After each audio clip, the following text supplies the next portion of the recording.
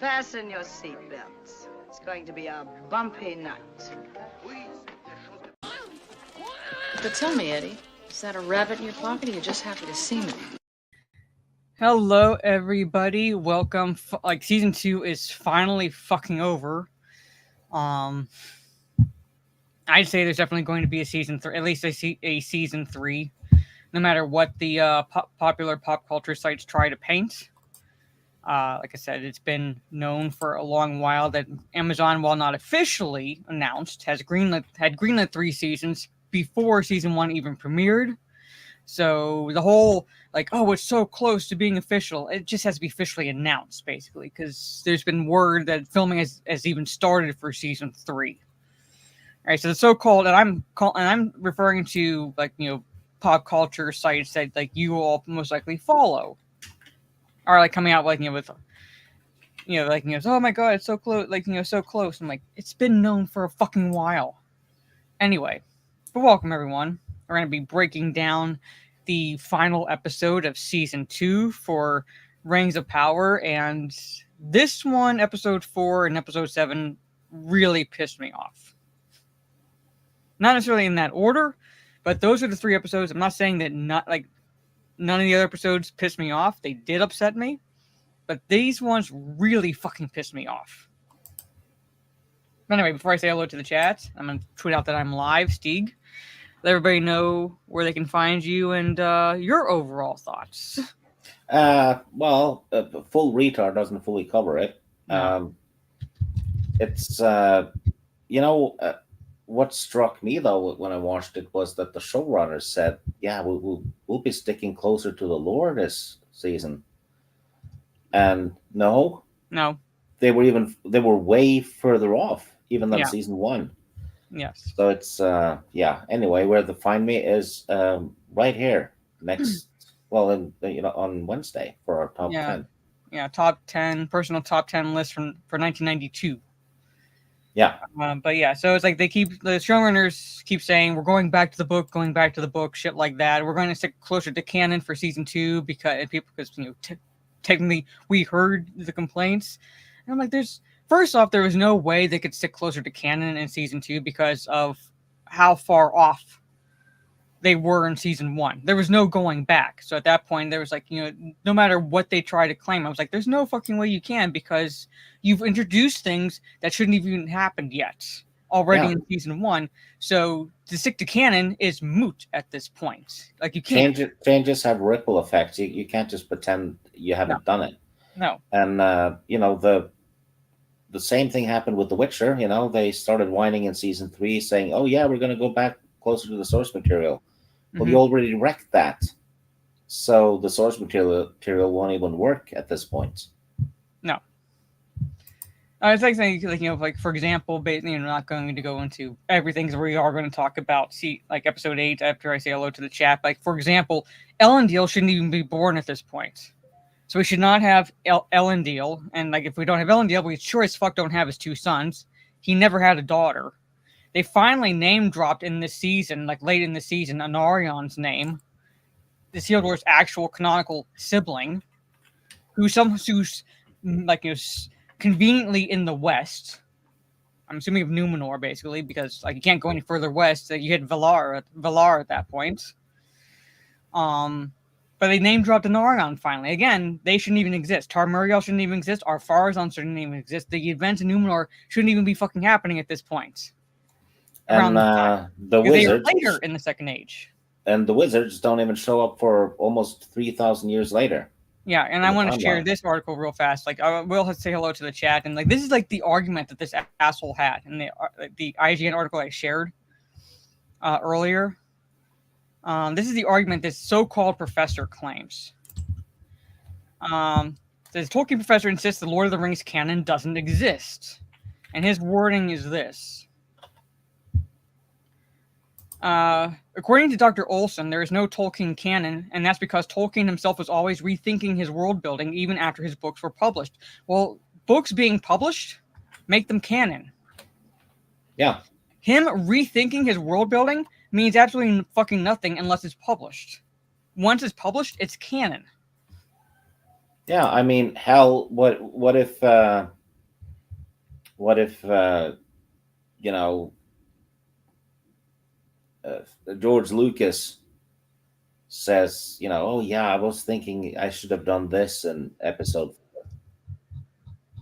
Yeah. their episode 4 isn't canon then. No, like whether it's film or book, once it's made, it's canon. Yeah. It becomes part of canon. Once it's written, it's part and published. It's part of canon. Yeah. As much as I respect Tolkien, no matter what he rethought following the publications, it does not alter the fact that what he had written and published was in fact canon. Is in fact canon. So him rethinking when the wizards entered Middle Earth doesn't matter. He didn't change it at all. Not like in publication. He just thought about it. He just toyed with it. But in actual canon, they did not enter Middle Earth until the Third Age. So for him to say, for any Tolkien expert to come out and say, well, the introduction of wizards in the Second Age technically doesn't break canon, it does. Oh, hell yes. It does. Like, there should not be any wizards. No race at all at this point in the fucking timeline should ever know what a wizard is. And the fact that a fucking Harfoot knows that word is bullshit. Yeah. And they know what a wizard is, but they don't know what an elf is. Yeah, I'm saying, because they were calling him Grand Elf, and we'll get to that, basically, because, he has a little story with a shocker of all shockers, even though we called this in season 1. I called this in season 1. Others called this in season 1 that the fucking stranger was going to be Gandalf. And the word Gandalf is Norse. Mm-hmm. It's from Old Norse, which is, the closest thing you'll get to it now is Icelandic, but it means staff elf. Yeah. So, in a way, it makes sense for them to call him, I'm not saying it makes sense, but, to call him Grand Elf, it's, an allusion to his name. Sounds like Gandalf, but at the same time, it's, again, you know what a wizard is, but but at the same time, you look at him and assume he's an elf. It doesn't make any sense. No. So, but anyway, hello, chat, and I will bring up, I'll share my screen. I had to sail the high seas for it. The site I normally use to download my special copies was not working. So I had to sail the high seas. Finally, it was uploaded today. So I had to watch it today. I couldn't watch it at all yesterday. And I was not going to give Amazon any clicks. I can give you a better site, actually. All right. Well, yeah, so. But I said I didn't want to ship. Clicks, so. A better ship to sail. All right, but anyway, so from the top, I see Mr. Bentham. So excited for this. Well, you're going to see my aneurysm play out in live television, essentially. Gravy D, Belrog into house. Yeah, apparently, the Belrog was awoken. And not only awoken, but quote-unquote defeated by one fucking dwarf. Yeah, almost 5,000 years before it actually happens. So, let's see. Yeah, about 5,000 years before it actually happens, because it's never really clear on when officially the Belrog exactly awakens, but when Balin returns to Moria in, it's in 2889, he and his host of dwarves, and a whole host of dwarves, are slaughtered. Yeah, they can't even stand up to the Belrog. Yeah, but it happens before that because it kills Durin, and that's in 1980 of the Third Age. Yeah, so because it's called Durin's Bane. So I'm saying it's so it's. So I was looking at the my timeline in my book basically, but as far as when basically, but everything happens as far as the Belrog is concerned happens in the Third Age. So for it to have awakened already, about several thousand years, few thousand years before it actually does, breaks the timeline. Because you would think, the dwarves would pass it along to each generation, hey, don't dig here. Well, after the Balrog scene happened, it's like they didn't give a shit. Yeah, I'm saying it's Because like, if something big like that happens, you think like, hey, like, pass the word down from generation to generation. Don't dig here. Demon, like a demon spirit, basically. Yeah, and dwarves in Moria or Khazad-dûm would kind of go. Do you think we should move? Yeah, because we've awakened an actual demon spirit. Yeah, which is the last of the Balrogs too, I believe. I'm trying to think. Yeah, I think it's like the one that we see is like the last of the Balrogs. Because there's more than one, basically. Like so it's not just like the Balrog. It's like when I say the Balrog is the Balrog we see, but they are Maiar. They're spirits. So there's multiples that like basically were brought into service essentially by Morgoth. I think it's 13 or 9 of them. So trying to think. Should I say? The side I brought up doesn't number. Okay, the Balrogs were visually envisioned as being immense in number. So, and basically, according to in the Legendarium, basically in the margin my father wrote, there should not be supposed more than say 3 or at most 7 ever existed. Basically, so no less than 3, no more than 7. Okay. But still, like, more than one. This one here that we see in Khazad-dûm should be the last one. We should not see him yet. I'm calling it. I will have a heart attack if it actually gets canceled. But I'm saying that we are going to get a season 3. Grand Wizard. Dan, again. Tell me what cosplay you want me to wear while I physically assault you when I visit, if I ever visit that country. And I'll live stream it. Thank you for the $5 super chat, Mike Hill. Do I have any alcohol left after that finale? Yes, I do. I'll be drinking some tomorrow. But there's a lot. It wasn't just a name drop. And I was calling that in season 1. There's a lot of shit that happened in this that pissed me off. Soul Assassin, hello. Good to see you. Make sure I don't miss anyone. Hi, King Feanor. Grand Elf was dumb, much like the rest of this travesty. Oh, like that. That was probably the least dumb bit in this whole episode, but it was still right up there with the stupidity.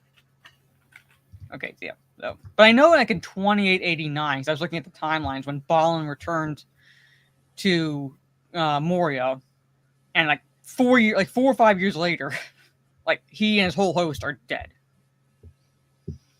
From Durin's Bane, pretty much. So it's like, so you're telling me one dwarf was able to stand up essentially to a Balrog when it took another Maiar, Gandalf, to finally smote him. And not even a whole host of dwarves could stand up against him. I'm just saying. When I saw that, I was like, you gotta be fucking kidding me. Hello. There was a lot of stupid stuff about that scene, because when you see the epic shot from behind when he's leaping towards the Balrog, the cave opening is like 5 times as big as when you see it from the front. But that whole sacrifice thing is so stupid, because all they had to do is run back into the cave and the Balrog wouldn't be able to follow because the opening was too small. Yeah. So it was just pointless. Yeah. So. Abomination. I've slayed more of your children than any elf alive. Yeah, it's not an elf. I mean, like, that's not Galadriel. The Balrogs were either destroyed or fled underground. Which means that others may be out there, but the only one that surfaces is Durin's Bane. So, I'm saying like that's the one we see. But that's not the only one that either existed or exists. So, yeah. But Durin's Bane is what we see in the Fellowship of the Ring. And, as we've said, it does not make an appearance until the Third Age. Like, well into the Third Age. That ever makes an appearance. And that's because, again, that's when the dwarves dug too greedily and too deep. Over time. I'm not saying that's specifically that year, but over time, dug too greedily and too deep. They had it happen over a fucking span of 2 days. Yeah. Like 2 fucking days, they were able to dig that deep and that greedily to unleash the Balrog. You're kidding me. And it took even less time for the dwarves to walk from Khazad-dûm to Eregion. Yeah. So, I mean, yeah, it's like stick with... I mean, I'm not a fan of the Hobbit trilogy, but no matter what problems I have with those films, those problems pale in comparison to the problems I have with this show. The biggest problems with the Hobbit trilogy is they add characters that aren't there, and the action scenes are it should have been 2 retarded. Movies. It should have been, by stretching it out to 3 movies. They it kind of, well, I mean, I won't say force them, because I think they would have done it anyway, but force them to add circumstances and characters that never happened. But if you stuck with 2 movies, then you would have stuck closer to the actual book, because it's only 1 book. Yeah. I get why they added the stuff about the necromancer, though, because it takes place at the same time. So that bit's that fine. stuff I understand, basically, because it does take place at the same time, but, adding, the White Orc should not even be alive. That White Orc died before well before these events happened. So basically the orc trailing them is Bolg. Yeah. The White Orc's son, essentially offspring, but Tariel never existed. No. Could have. She could have existed. We don't know, but well, she's not canonical. So basically, if you're going to adapt the story, have her maybe as a background character, but to have her as a main focus, no. Yeah, but having a dead character, a canonically dead character, show up, and that's worse than that. I'm saying because the White Orc, the Pale Orc, is dead. He's dead well before these events take place. Yeah. He actually dies in that the battle that Gandalf is telling Bilbo about, or was it Balin? I can't remember. Telling about it, where Thorin got his name, Thorin Oakenshield. Balin is telling it. Yeah, but I gotta say, I'm trying to remember Balin is telling it, and where we find out about Thorin getting the name of Oakenshield. That is when the Pale Orc dies. He actually dies. He's not just carried back into the cave. He actually dies. Yeah. But anyway. Well, thank you, in a way, Roxham. Appreciate it. But, alright, so. Like I said, we're not going to go necessarily scene by scene. We're going to cover, the big parts of his fucking travesty.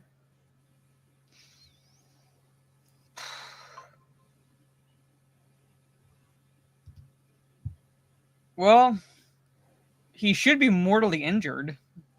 Yeah, but he's fine. He basically got impaled. Yes.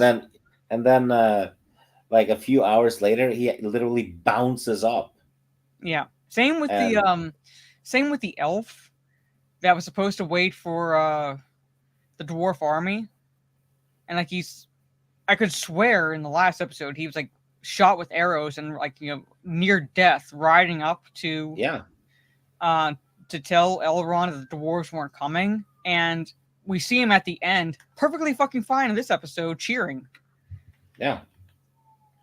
So I'm like, what? Which means Boromir was a pussy. He could only take 3 arrows. Yeah. But anyway, so I'm not sure. See where this. Come on. Hold on, I gotta play this just to see where it is. Okay, so. All right. Let me see if I can get a shot of the Balrog, because it's hard. Cause I didn't get any timestamps. Well, it was early on. Yeah. The Balrog looked good. I'll give him that. Whoever CGI'd the Balrog did a good job. Yeah. Trying to get a shot of it. I can't really get without like risking getting like copyright strike basically. But again, the episode picks up where the dwarf story kind of left off, where in your last episode Doran was going to send the dwarf army to aid the elves at Eregion, which never happened in actual lore. But like in that last episode, that's what he was going to do. But for some fucking reason, they needed the army to stay because King Durin, even though there would not be any two Durins at the same fucking time, goes mad. Again, the rings never really made the dwarves mad. They amplified the greed in the dwarves, but they never really made them crazy. I think they're gonna. They're playing up the madness in the Durin line up to Thorin, right? Yeah. So they're overdoing it, basically. Yeah. But the King Durin has gone mad, killed some dwarves who were trying to somehow these dwarves I know could not stand up to one dwarf. Who were blocking his path to digging in a certain area.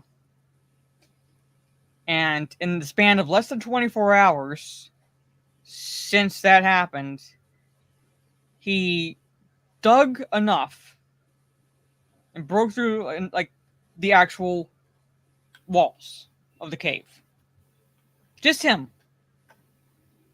In less than 24 hours. Yeah, must have been a very thin wall.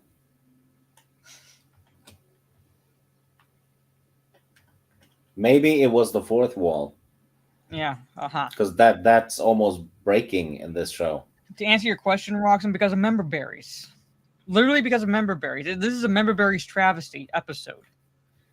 It's like, you remember when this happened to Gandalf, right? In Fellowship of the Ring, so they're going to do it again.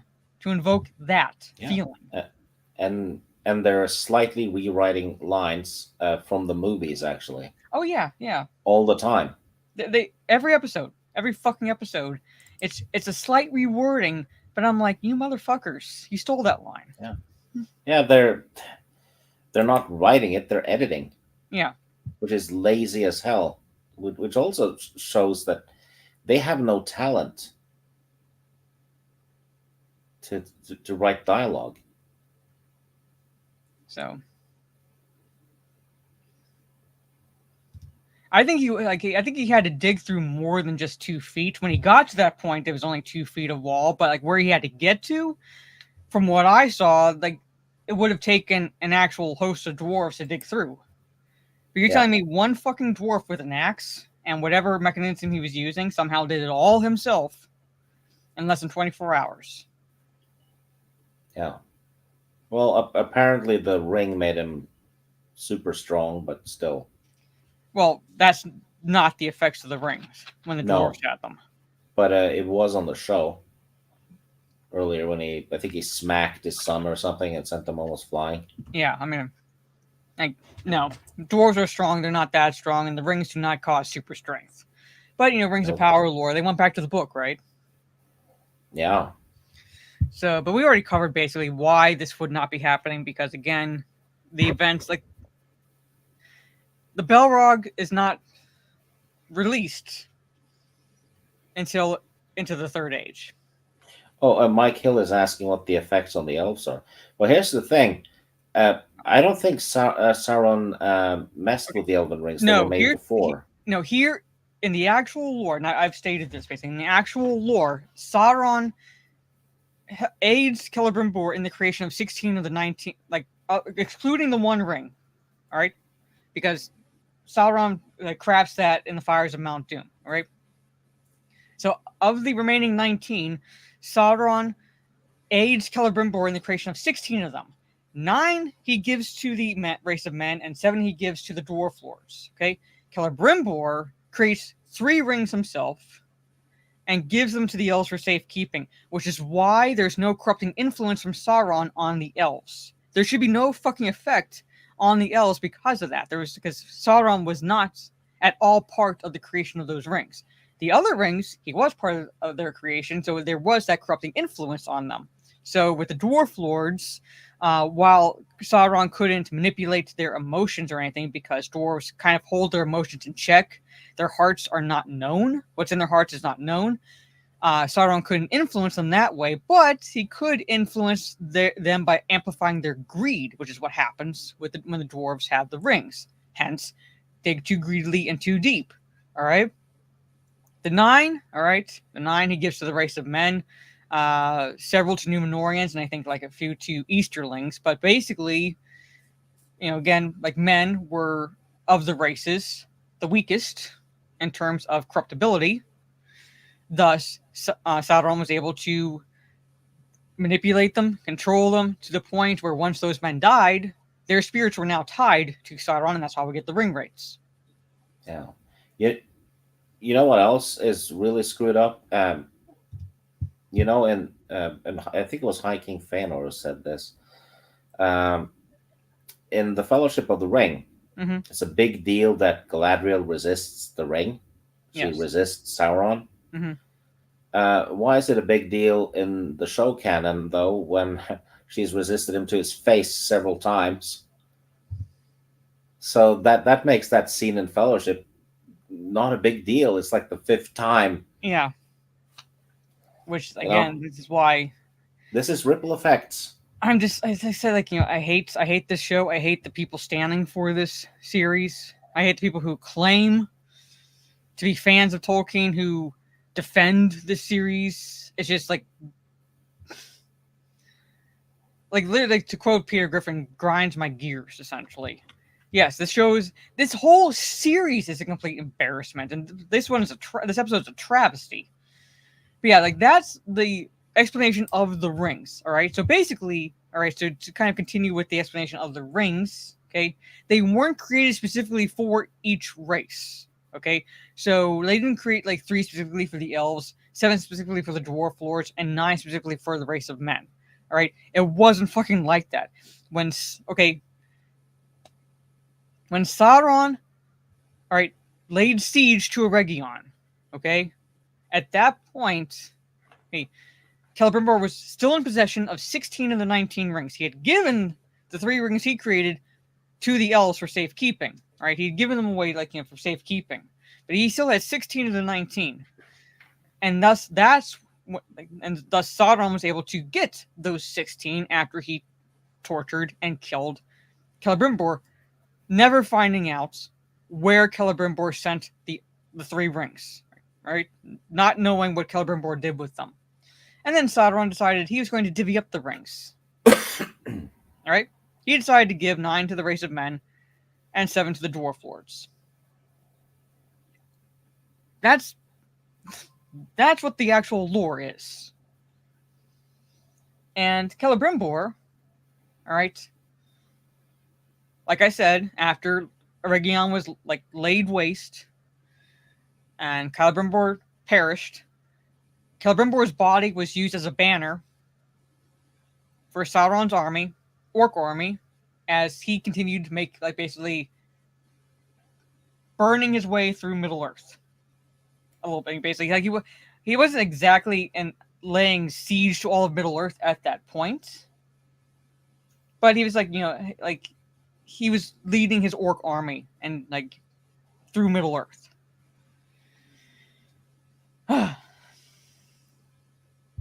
So when they created the rings out of order, all right, I'm people were I saw this post on X where it's someone put a gif of Celebrimbor. It's when Sauron demands Celebrimbor tell him where the 9 rings are, and it's a gif of Celebrimbor, actor from Rings of Power, doing this, and the text, "Go fuck yourself." And I'm well, that's all entirely moot because we know Sauron gets the rings anyway. We know he gets the rings anyway. So what's the point of him hiding those 9 rings when we know Sauron gets them? Because that's where we get the fucking ring rates. I actually feel sorry for the Celebrimbor actor because he's actually trying. Mm-hmm. He is. Here's the thing: if you put silver platters on a huge dining table, right? Mm-hmm. And then you hire 10 great chefs Mm-hmm. to make dinner, splendid dinner. But then you tell them, yeah, the only ingredients you're allowed to use is a bucket of shit. It's not going to be a good dinner, right? No. So I don't blame the actors unless they say something fucking dumb about the fans. Which Hood Legolas actor has. The dwarf actress lady who plays Disa has. I don't think Morford Clark has said a damn thing. And she's the implied, Elrond, she's implied stuff on her Twitter or on her Instagram. yeah, the Elrond guy is actually you can tell he's trying to be diplomatic. Mm-hmm. So he's fine, The actor playing Elendil, like he hasn't really said anything. I don't think the actor playing Isildur said anything. I think he tries to be diplomatic when he can be. These people are probably drowned in NDAs and whatever, and non-disparagement agreements and all that stuff. Mm-hmm. But the ones who were the worst, basically, were the Disa actress and the Hood Legolas actress. Yeah, the Hood Legolas is the worst. Yeah, I'm saying they were the worst in terms of accusing fans of anything. Yeah. But the other ones, I haven't really seen. Like I said, Morford Clark has a kind of implied stuff on her Instagram, although she hasn't come out outright. I've not seen her come out outright and attack the fans, and I haven't really seen any of the other actors do so. So, I think they know. Mm-hmm. Yeah, Mordania, who's a non-canonical character.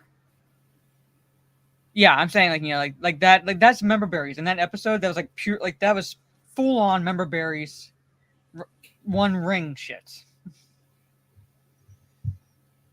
So that full you remember what happens when Frodo puts on the ring, right? Yeah. That's all that scene was basically. It was basically nudge nudge wink wink.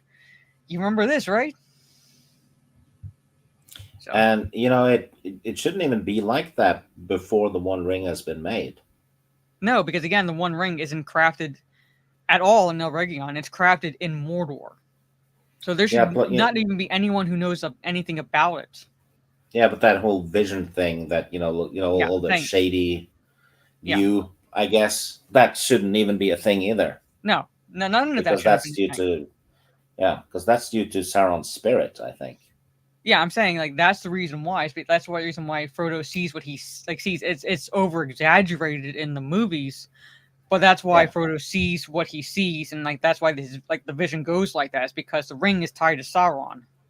The ring is calling to Sauron. So when Frodo puts the ring on, Sauron can see who has it. Yeah, in the Peter Jackson movies, they also screwed up the rings a bit because in the the intro. Mm-hmm. It's implied that Sauron made the elf rings as well. So, yeah, but it's implied, and it's one of those where it's yeah, but at the same time, this full-on fucking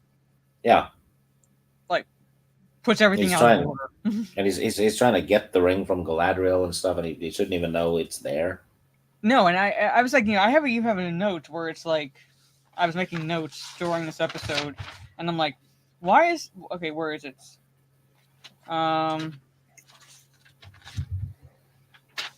Wasn't Hellbrand fucking there when the 3 Elden Rings were created? Why is he surprised at its appearance? Oh, that's a good point. I didn't even think about that, but yeah. Because he was it's even more beautiful. I'm you were fucking there. Yeah. How did you somehow go full retard between those creations and now that you can't remember what they looked like? You were there. You helped create them. Did you notice the wall that suddenly appeared in Eregion? Oh yeah, I mean that wasn't there in season 1. No, yeah, and I love how the elves are superhuman when the plot calls for it, and then retarded when it calls for that. Yeah. When you have Galadriel actually leap from the ground 20 feet into the air to go after Sauron when she's fighting him, and I'm like, okay, elves are agile. They're not that fucking agile. Remember in season 1 when they're climbing the ice wall? Mm-hmm. And Galadriel's afraid of falling down? Mm-hmm. Well, she falls like a kilometer off a cliff. It had to have been like at least 1,000+ feet. Yeah. When it panned out, I was like, that's 1,000+ feet right there. Yeah. And when she lands, she takes no damage. Yeah. Because it's like if you have a previous injury, you can't get another one. Right? Pretty much. So it's like if she's immune to falling damage, which is blunt force damage, right? Mm-hmm. Logically, she was stabbed by the crown in the lungs, which would have been she actually got mortal wound even for an elf. Well, she actually got 2. Because, no, I'm saying it's full on like that, right there should have killed her. No, there's one lower too. I know, but lower, I'm not saying that she would have survived the fall even with that even with that wound. I'm saying that wound she got lower would not have been a mortal wound. The one here would have. It was right fucking here through her lungs. Yeah, but the other one is right in the middle of her chest. You barely see it though, because the crown has 4 points. Mm-hmm. But it focuses on the one that goes into the lung. But the other one is in the middle of her chest, and it seems to be no big deal because basically half the crown goes in, right? Mm-hmm. But if she's immune to damage from falling from that height, that means she also should be immune to being smacked by Sauron's mace. Yeah. Because it'll do the same damage. Yeah. Why did Sauron want Mithril for the rings when he made the 9 out of his blood? Well, why was Mithril that important anyway for the creation of the rings? Because Mithril itself is pretty much only a substance made to used to make things pretty. It was never ever tied to the lifeblood of Middle Earth. Also, and therefore it was never tied to the rings, or like this. It was just made to make stuff pretty and make good armor. And if Celebrimbor is a master smith, how in the heck doesn't he know what an alloy is? Yeah, I know. He's a master craftsman. He literally is from a line of craftsmen. He's from Feanor's line. Metal craftsman, and he doesn't know what an alloy is. Yeah. But anyway, the dwarves, basically, the whole spiel with the dwarves, and we see them, the dwarf army come, at some point, basically, which is very fucking convenient and very fucking fast. But basically, with the dwarves, the whole thing with the dwarf story in this is we pointed out, is that the King Doran somehow digs through quite a bit, very fucking fast, and very conveniently fucking fast, to pretty much release the Balrog. But don't worry, chat. He's able to leap as if he's superhuman at the Balrog, and somehow in that whole confrontation caused the walls to collapse enough, thus burying the Balrog again. So don't worry about it, chat. Oh, was that what happened? It looked like what happened, basically. It looked like a little cave collapse. And I was like, yeah, the opening kind of crumbled, I think, but yeah, but it trapped whatever it did trapped the Balrog again. Yeah, which makes no sense, because if a dwarf could dig through that fast, a Balrog certainly could. Yeah, why was the Balrog just chilling, waiting for the dwarves to do it? If to open that, if it's that flimsy, he could have done it himself. Yeah, and it's not like he's sleeping, because they keep waking him up in every episode. Yeah, they forgot dwarves can't jump. Yeah, because Aragorn had to toss the dwarf because Gimli couldn't jump that distance. Remember, and it was a lot shorter fucking distance. Yeah, which doesn't happen in the books, though. I know, but I'm saying it's dwarves aren't exactly made to be agile. This scene made King Doran look fucking agile. Oh, hell yes. So he actually looked like Conan. Yeah, I'm saying I'm saying I'm not saying necessarily dwarves can't jump. They can't jump like that. So while that scene in the Two Towers was done purely for levity, Yeah. Like it would never happen this way. Dwarves are short and sturdy. They do not have the agility the elves do. Striking his axe caused that. Like, it caused something where it's like, it's like, oh, well, how convenient. The Balrog is now trapped again. So they can say, we technically didn't break canon because it's still trapped. And, in the books, the elves aren't as agile as they are in the movies. So, no, I'm saying, like, that's what I'm saying. Like, it's like, but in the movies, the like, with some exceptions, paled in comparison to the agility they demonstrated with the elves in this shit show. Yeah. Like I said, Galadriel jumps from a standing position, like she's standing still, and jumps 20 plus feet, straight up in to where Sauron is. Yeah, I'm like, we made fun of Legolas, Mario jumping, falling debris in the Hobbit movies. What makes you think we won't make fun of that shit? It never would fucking happen that way. So Durin can apparently jump like Mario. Yeah. But anyway, King Durin dies. Noble sacrifice. Boo fucking who. And noble but fucking pointless. I know. I'm saying I use that noble word very loosely. He dies in the way the show was written. Hey Paulo. Hey Charlie. Yeah. I'm saying it's just it's supposed to be a noble sacrifice, and I couldn't give two shits. I would be hard pressed to find a fuck to give for that character, which is kind of a shame, because if this were actually a canonically respectful series, I might have been, sad if that character passed away, because that actor, I think, while I have a disagreement with how his character was handled, I thought the actor did a decent job.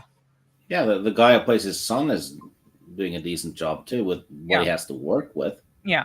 So this is nothing personal against the actors. Issues I have is against the characterizations. So I'm saying it's if this were actually canonically respectful and something like that, not exactly like this, but a noble sacrifice, I would care. Because like I said, these actors do actually decent jobs with the shit that they have to work with. Yeah, I've seen a few of them in other things. The guy who plays Tom Bombadil is actually a superb actor. He was fantastic on Penny Dreadful. He plays the Frankenstein monster.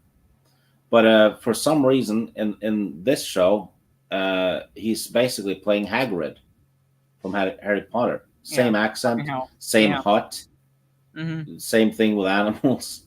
It's Hagrid.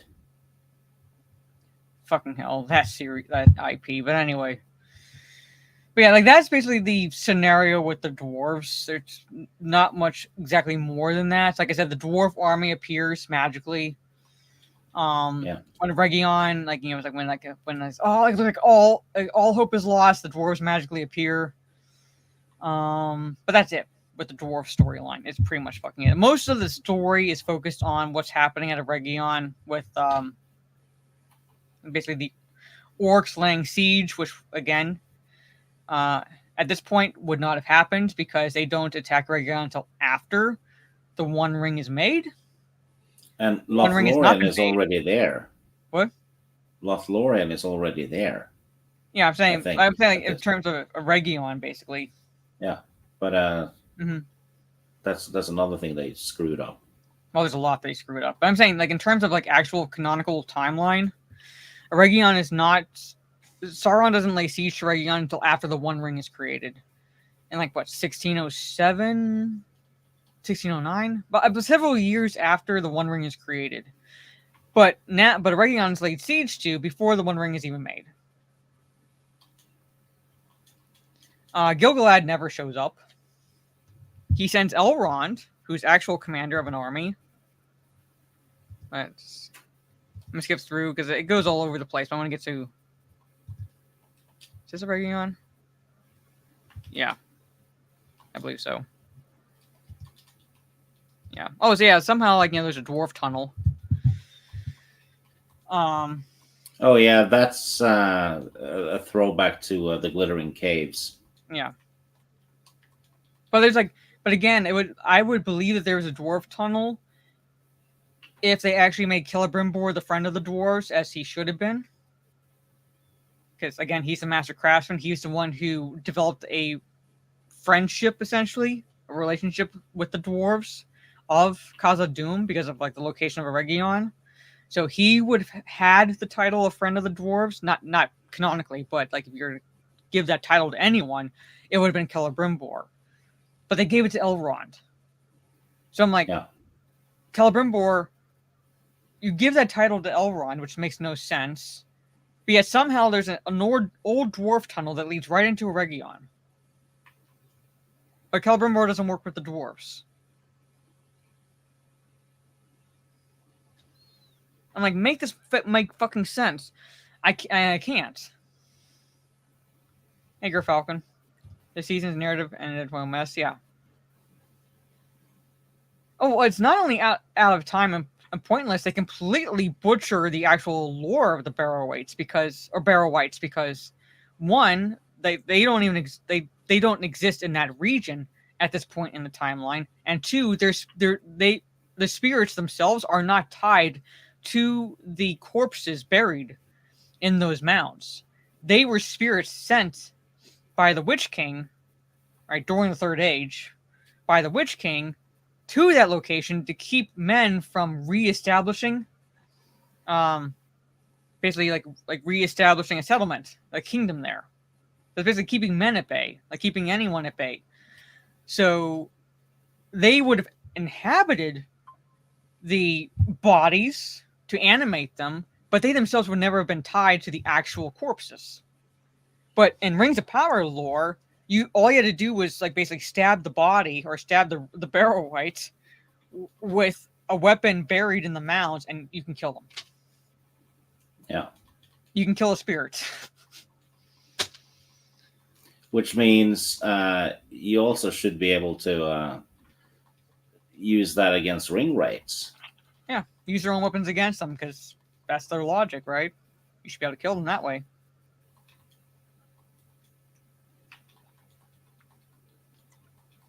So yeah.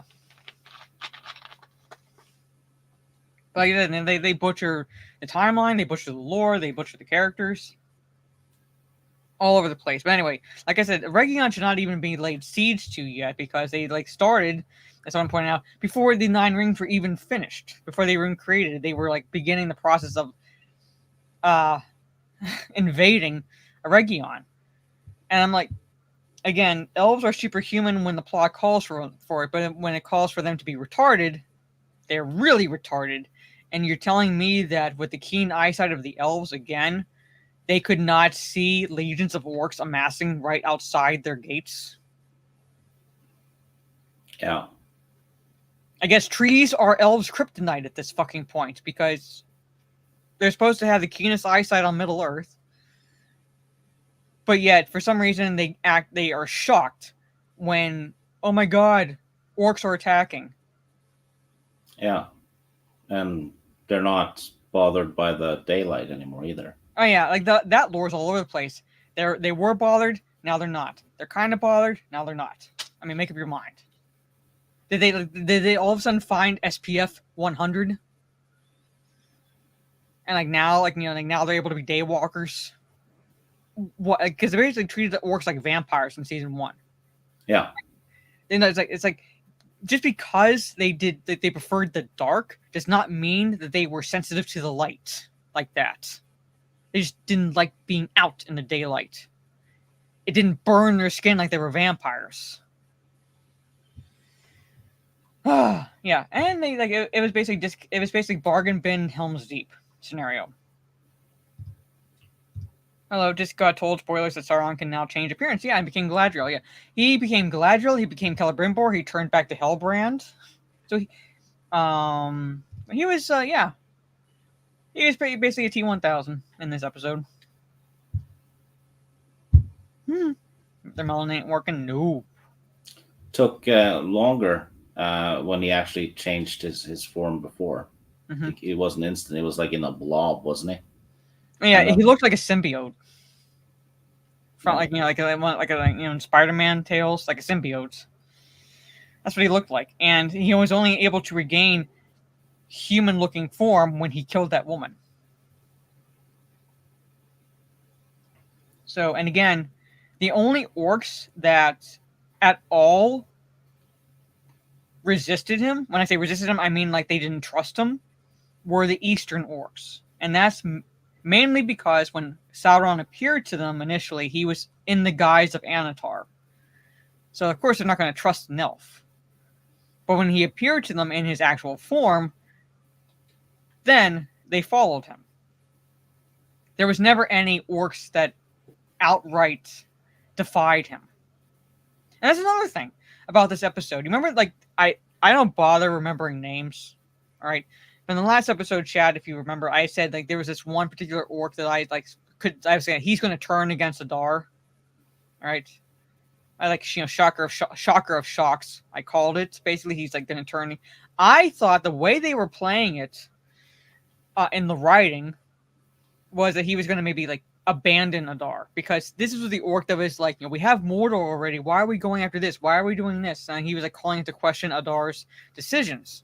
So the way they were presenting his character was that I would see him abandoning Adar, basically, because like he was not liking what Adar was doing. Now all of a sudden he gets asked what his name is by Sauron, when this whole time they were trying to find and kill Sauron, and you're going to say in that short time span he's now going to not just turn on Adar, he's going to kill him? Yeah, and Adar should have smelled a rat when the orcs brought back an injured orc. Orcs don't do that. They're more likely to eat one if he's injured. Yeah, well, I mean, I'm saying, like, it's like if this were actual lore, that's what would have happened. They would not brought back an injured orc, nor would they treat their dead with respect, as they showed in episode 7. They would, like, again, like orcs would have eaten the dead, even the wounded. They would have killed them and eaten them. Basically, that's what orcs do.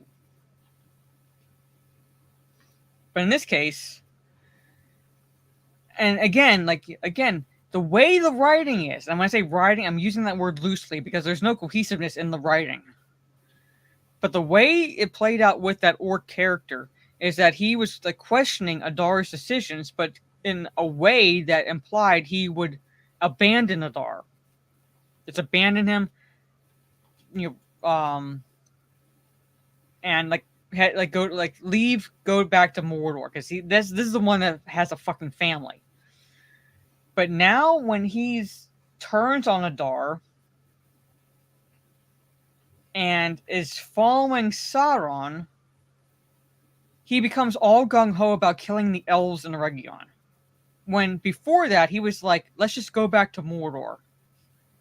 But now he's all about killing all the elves in Eregion. Yeah, because why? I'm saying, like, I'm just like looking at this, like because all because Sauron asked him, "What's your name?" Yeah, he basically. The problem is, and this is something the writers have talked about, is they don't write the next seasons. They write one season, and then when that's done, they do the next one. So they don't plan ahead, which is why a lot of it seems very improvised, right? Mm-hmm. And it's identical to what happened with Game of Thrones, actually. Yeah. So yeah. But in this, again, Celebrimbor is tortured. And one of the things I want to point out here is that as part of the torture, Sauron has the strength to hoist Celebrimbor up with a spear, pretty much one-handed. Yeah.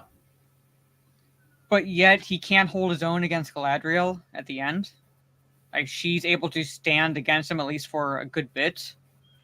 He has trouble fighting her. Yeah. And, you know, after she gets stabbed, right? Mm-hmm. With the crown, she falls down and she's all dirty and stuff. And then she stands up again like she's not injured at all and her clothes are clean. Yeah. And then she somersaults backwards off the damn cliff.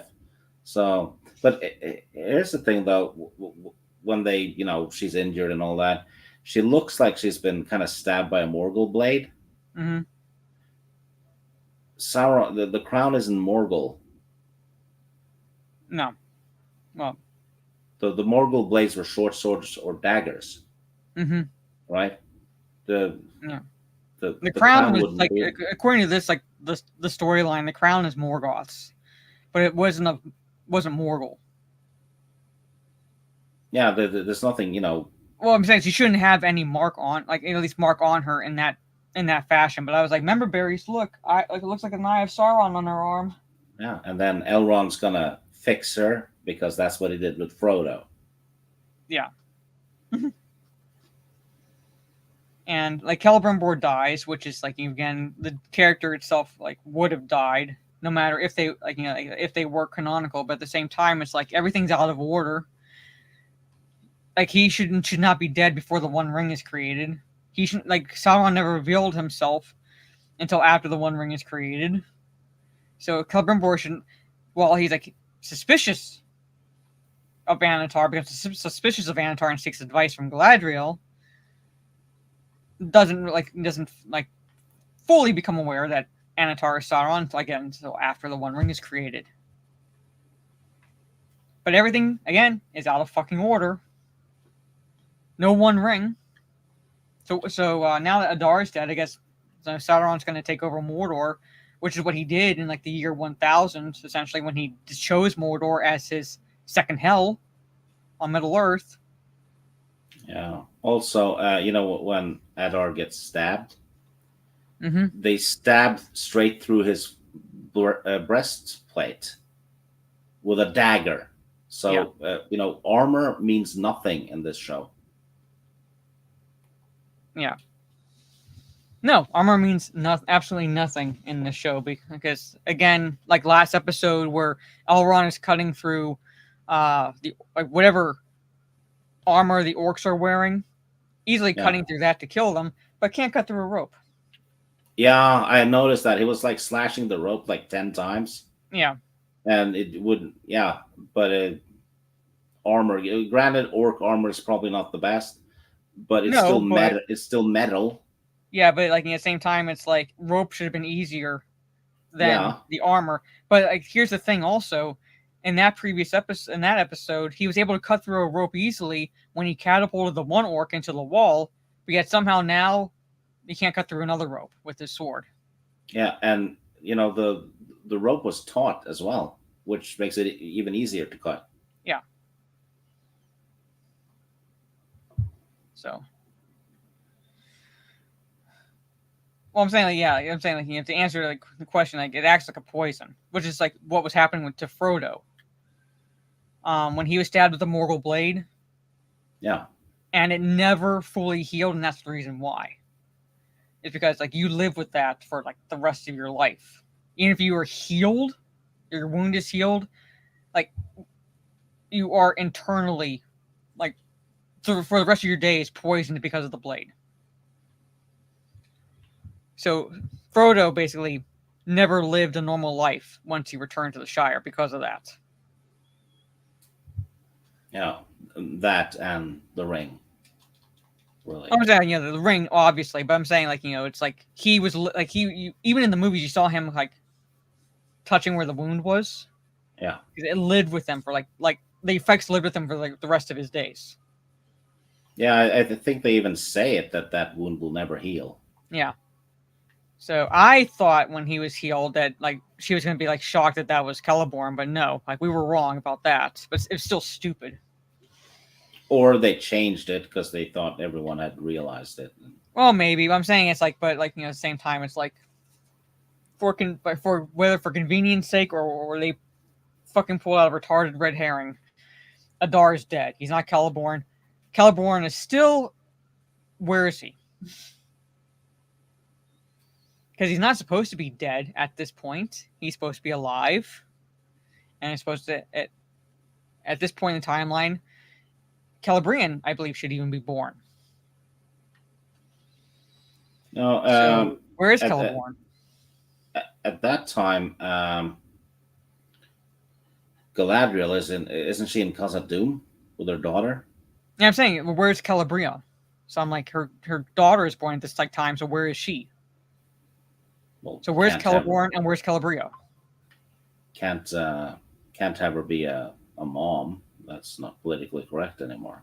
No, I'm saying, like, you know, like she has a family, which again makes it awkward when Elrond kisses her because Elrond becomes her son-in-law. Yep. So I'm like none of this show makes any sense. But Celebrimbor dies. Like I said, everything's out of order. He calls him. I wrote it down. Which I'm like, what the fuck? He calls Sauron Shadow of Mordor. Which is a video game. Mm-hmm. Probably what it's a they video played. game, but Sauron would not be the Shadow of Mordor. No. But that's what he called him, Shadow of Mordor. I was like, what the fuck? I was like, why the fuck is Celebrimbor calling Sauron Shadow of Mordor? Does he even know that he hangs out in Mordor? At this point? I'm saying, like, you know, it's like, again, like, he shouldn't. No. He shouldn't because... The only one who knows that is actually probably Adar. Yeah.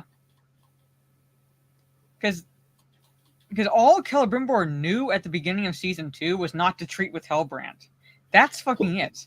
Celebrimbor should not even know where Hellbrand ended up. Nor should he know, like, you know, Sauron's tied to Mordor, because Mordor was created after Sauron... I'm just all fucking all over the place with this. Yeah, because Mordor was made like a week ago. Yeah, I'm just in this show. So, well, it was a game, so it is a good game title. But does Mordor even have a name at this point? And does anyone know it? Well, I believe they've called it Mordor, but at the same time, it's like it should have already had that name. But it's like it was dubbed that name after it was created. Yeah, and it's just like it's a case of the characters knowing what the audience knows. Yeah, which Game of Thrones was full of it. To answer your question, in Season 1, and this is after the episode where not Galadriel took a volcanic blast to the face and got up. She's with that little cunt Theo, and she mentions she was married. I don't recall her actually name dropping Celeborn, but she did mention she was married. But the implication is her husband is dead.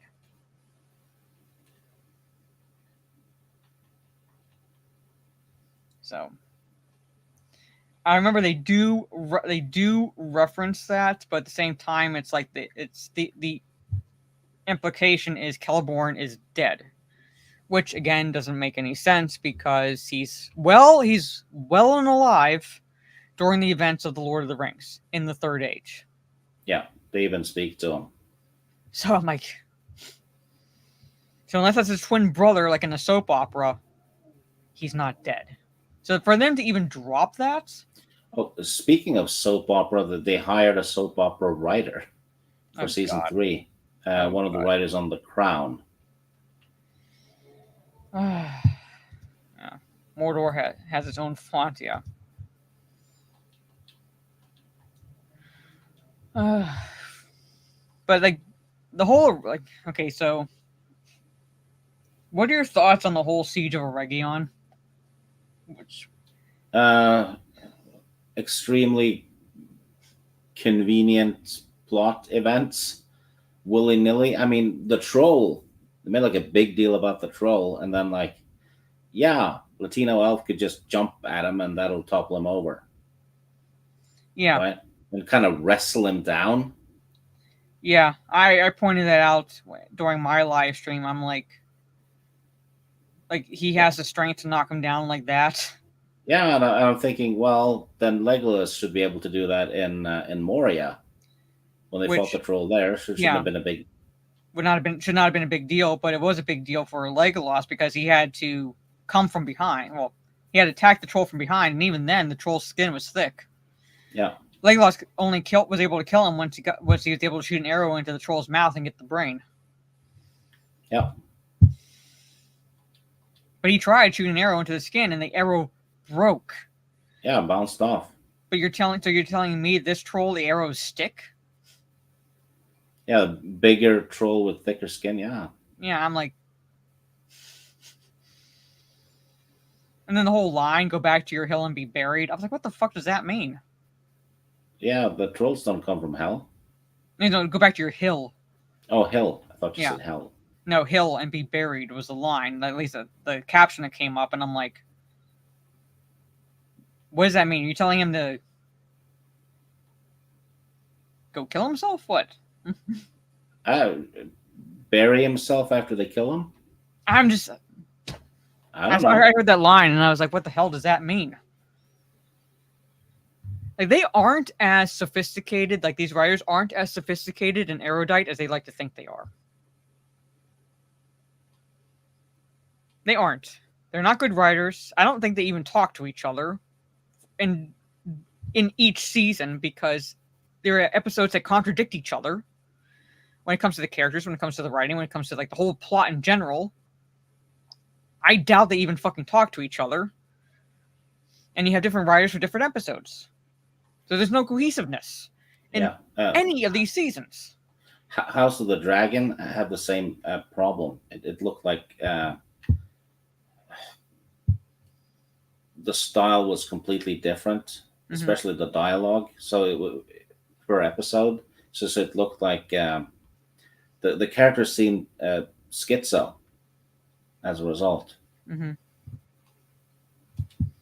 Yeah, basically, in the movie version, it took Pippin getting a good stab in for the troll to lean back for Legolas to get the shot off. Otherwise, no one was succeeding in taking that troll down. Yeah, Boromir no, it wasn't Boromir. It was Gimli slashed him.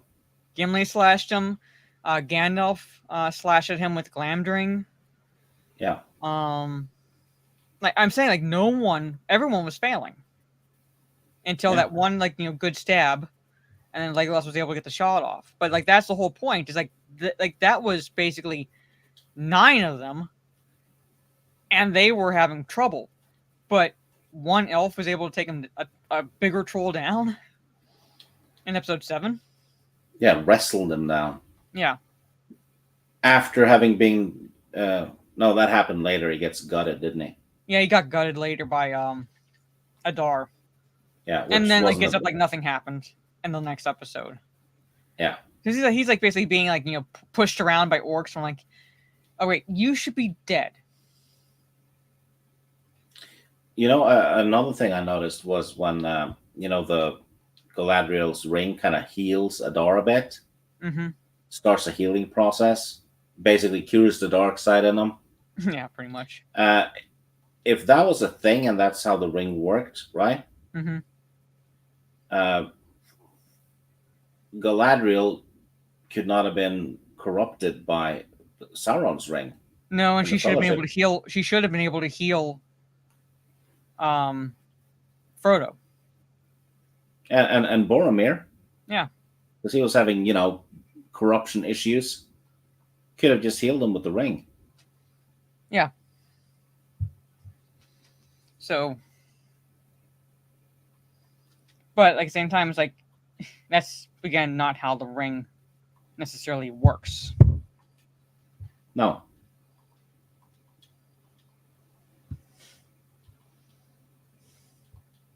So again, ripple effects. Mm-hmm. If it works this way, then why doesn't it work that way later on? So it really should not have had any effect on Adar. Really shouldn't. Another Elrond thing should not have been able to use it in that sense, because at the same time, it's like it was even a shock to the elves that she was able to heal the other elf at one point. You have Elrond for most of the season against using the rings, but then does a 180 in episode 4 when Galadriel sends them back to Lindon with the ring, and he's like, Galadriel was right.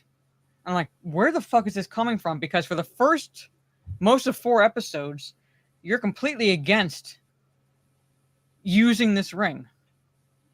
And you even imply that her motives for sending them back to Lindon while she stayed behind to buy time was purely selfish, because she wanted to protect the ring, not them. And all of a sudden, you're like, he's full on board.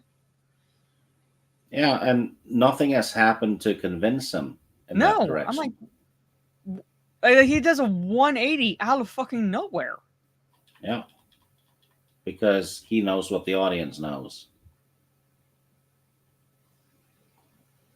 And I'm like, yeah, because like, again, it's like, the audience knows this, like the audience, and again, like this doesn't make any sense because, my little breakdown of the rings part of the lore is that there would be no corrupting influence of Sauron on the 3 elf rings because they were made by Celebrimbor alone.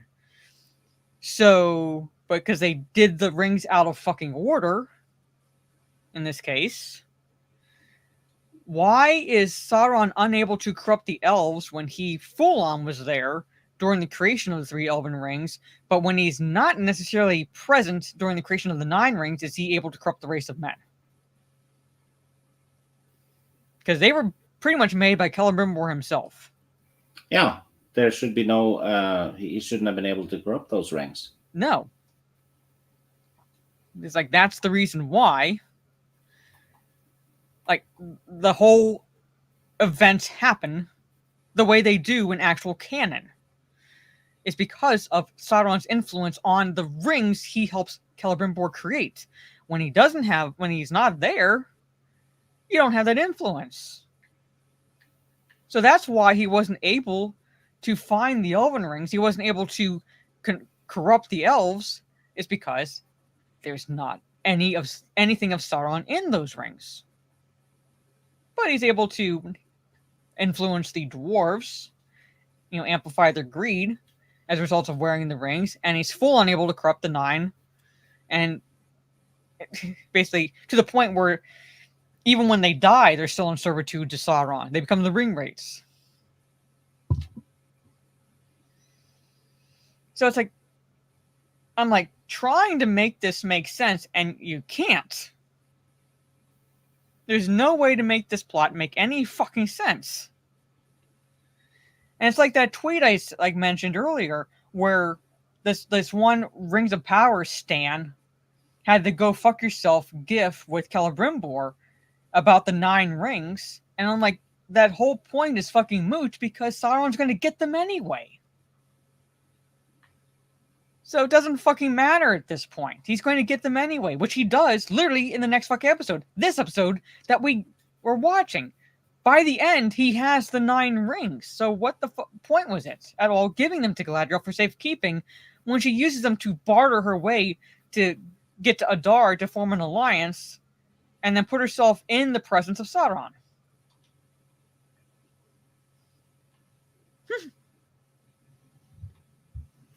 Yeah, it's like I said, lore breaking aside, the writing is still atrocious. Mm-hmm. If this was a fantasy show that had nothing to do with Tolkien, the writing would still be horrendous. Yeah. Well, it's, again, fucking horrendous because it makes no sense. And like characters' motivations, they act one way during one scene, one episode, and then do a 180 the next episode. It comes out of nowhere.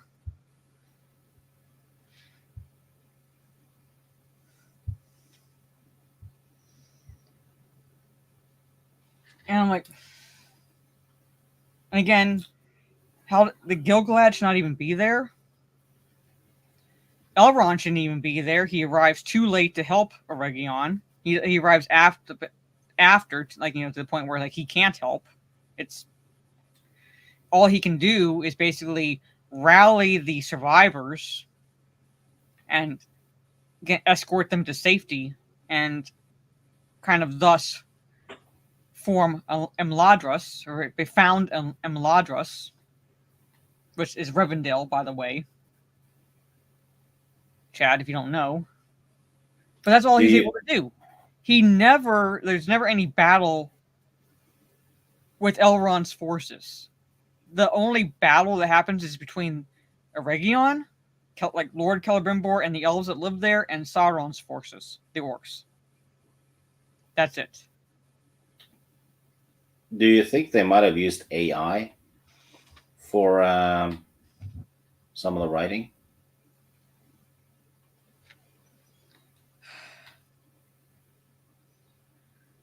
Possibly. But at the same time, that would be a crutch. I think the writing itself is just, regardless, horrendous, because it would have had to take someone to program the AI with that dialogue, or to kind of program it so that dialogue would come out, and it's still horrendous. Yeah. So, like I said, like, character motivations are all over the place. People, like, characters can, like, basically teleport from one location to another, because the writers do not understand the concept of map scale. So let's just segue and talk about the not Gandalf character, the other wizard that should not even be on Middle Earth, and the Harfoot / storyline. What do you think of that whole, I guess, fuckery? Well, the whole thing seemed to be like, just head east and you'll casually find a stick you could use as a staff. Mm-hmm. And some retarded hobbit's just going to give you an idea what your name is. Mm-hmm. That seems to be it. And I'm trying to find it. I wouldn't get timestamps, but yeah. I noticed when he picked up the staff, it was crooked. Yeah, it's not straight. It's crooked. I'm like, that's not even Gandalf's staff. No, but in the next shot when he's walking with it, it's straight. So it magically straightened somehow. Mm-hmm. And Lady Greymaster pointed this out. You know the scene where he's lifting all the rocks? Yeah, the Dark Wizard. Yeah, fucking hell. It's Rey. It's Rey Skywalker all over again. Mm-hmm. It's actually. I told her it's become a template now, because it happened in the Kenobi show too. Whenever someone gains kind of power, they can lift rocks. Yeah, because apparently that's a complete indication of your power level at that point. Yeah, it's become a go-to move. Like, yeah, you're powerful now. You can lift rocks. Yeah. And regardless of whether or not this Dark Wizard is Saruman, makes no difference, as I said, because as I've said before, because there should not be any wizards, period, in Middle Earth at this point. And he keeps using Saruman's lines, though. I know. I'm saying it's like this is not Gandalf. For all I care, this is not Saruman. Like, they could try all they want to make it look like a red herring, basically. But I'm like, the only wizards that ever went east were the Blues, and they had no effect on the timeline, so they wouldn't even be dark wizards. They basically just went to the east and just stayed there happily, pretty much. They just didn't have any effect on the time. They had like no effect that I remember on the timeline whatsoever. They went to the east. Tolkien said that they went east to do whatever, and he said that the two blue wizards failed. Yeah, I'm saying it's like, but they like, like they would not have had like whatever they wanted to do, they failed, but it had no like real effect on the timeline. So whatever like they were doing, like did not impact the events that transpired. So there would not be any like anything like this at all impacting the timeline at this point in Middle Earth's history. So again, there would not be any wizards, period. But basically, break all dysfunction stuff. Yeah.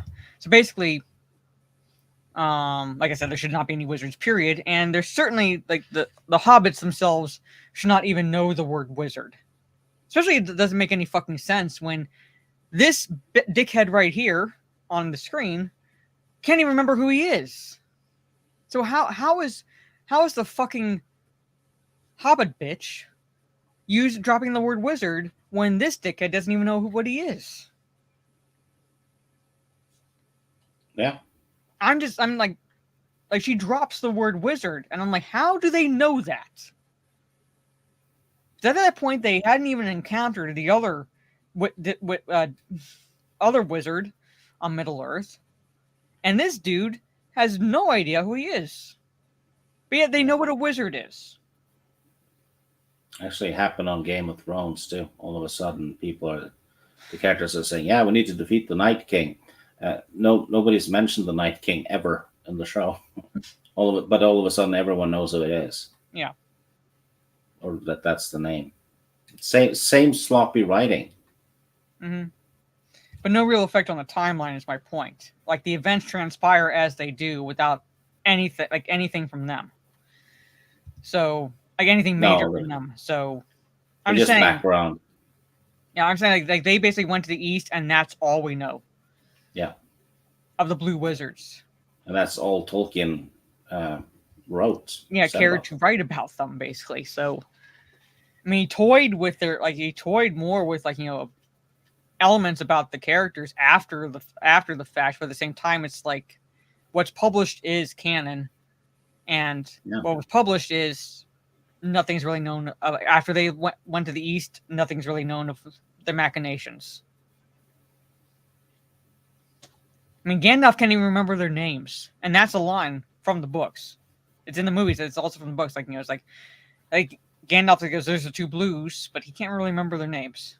That's the importance. That's about the level of importance those two wizards have on the events of Middle Earth. But now you have this dark wizard in Rune. Why, if this is going to be not Saruman, why is he all the way in the east? He never went that far. Hell, he stayed in the west like Gandalf, but ultimately settled in Isengard. Became Isengard.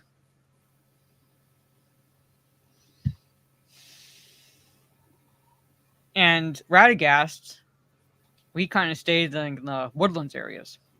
Yeah, he basically kind of became a little bit of a pacifist. Mm-hmm. He was more into the animal life. Yeah. So I'm saying, it's like, but those three stayed relatively in the west. Yeah. None of them traveled that far east. So, why? Because in the end of season 1, you had basically not Gandalf. Well, I'm still calling him not Gandalf, even it's revealed to be Gandalf, but not Gandalf and the fucking little Hobbit witch staring at Greenwood. Greenwood becomes Mirkwood. All right.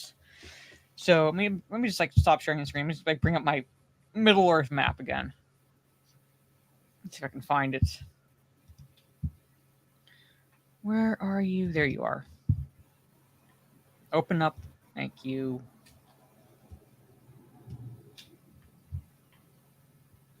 All right. Present. Window. Okay. Okay. This is where they end up. They're staring right at what used to be called Greenwood. It becomes Mirkwood because of basically the corruption. Yeah, I'm trying to come up with a word. Basically, it becomes corrupt. All right, and they're staring at it at the end of season 1. Instead of, I don't know, traveling into Greenwood, that's the direction they're going, they fucking, for some reason, end up going this way. Towards Rune. Why? Because of fucking reasons. So they were heading this way, and all of a sudden they go, boom! I'm like, why? Again, there should be no wizards here. Tom Bombadil, he lives all the way over here. Alright? He lives like to the east of the Shire. So basically he'd be in this area here.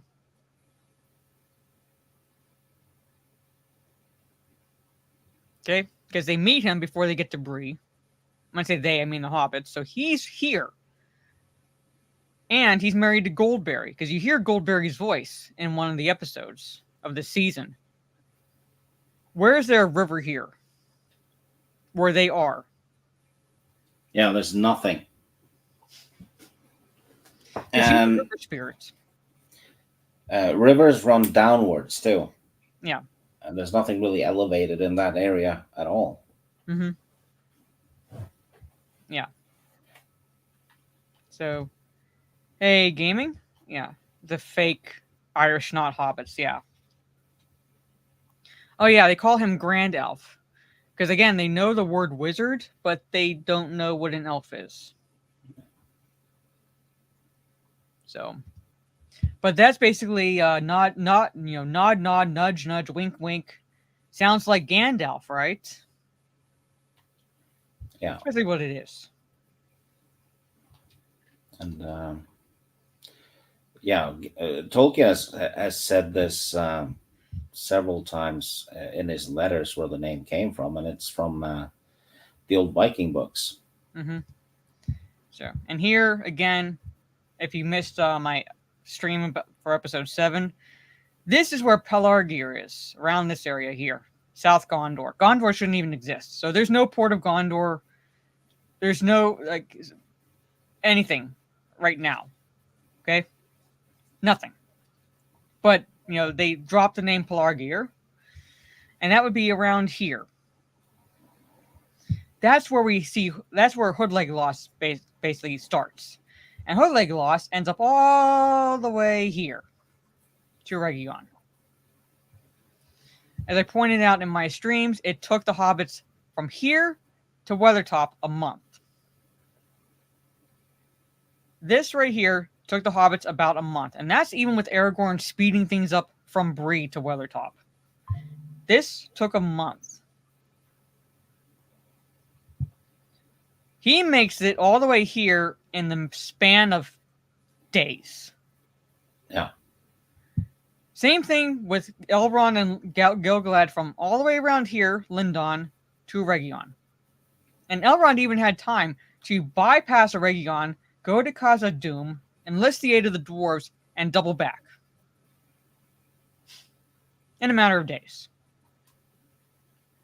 I think they just read the Wikipedia pages and didn't really look at the map and the distances. Mm-hmm. So I'm like, just looking at the map alone, this whole time span should have taken years. Yeah. But they do it all in a matter of fucking days. Especially when they're not even using horses most of the time. No, because Elrond, not Elrond, not Galadriel, and the other elves, basically diversity hires, they're sent because it's, remember, time is of the utmost essence, right? At this point, because we have to warn Celebrimbor in the season, they're sent on foot to Region. But time is of the essence, apparently, because Celebrimbor's not answering, because Celebrimbor's not responding to their dispatches or anything like that, so they think something's up. On fucking foot. And they've been... Okay, here's another thing that I don't know if anybody's pointed out to you, Stig. Beginning of this season had Elrond and Galadriel basically, full speed on horses from Region to Lindon. Alright?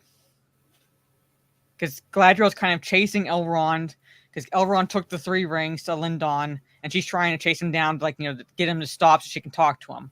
But they're full speed from Eregion, because that's where the season ended, basically Eregion to Lindon. But they need a map to find their way from Lindon to Eregion.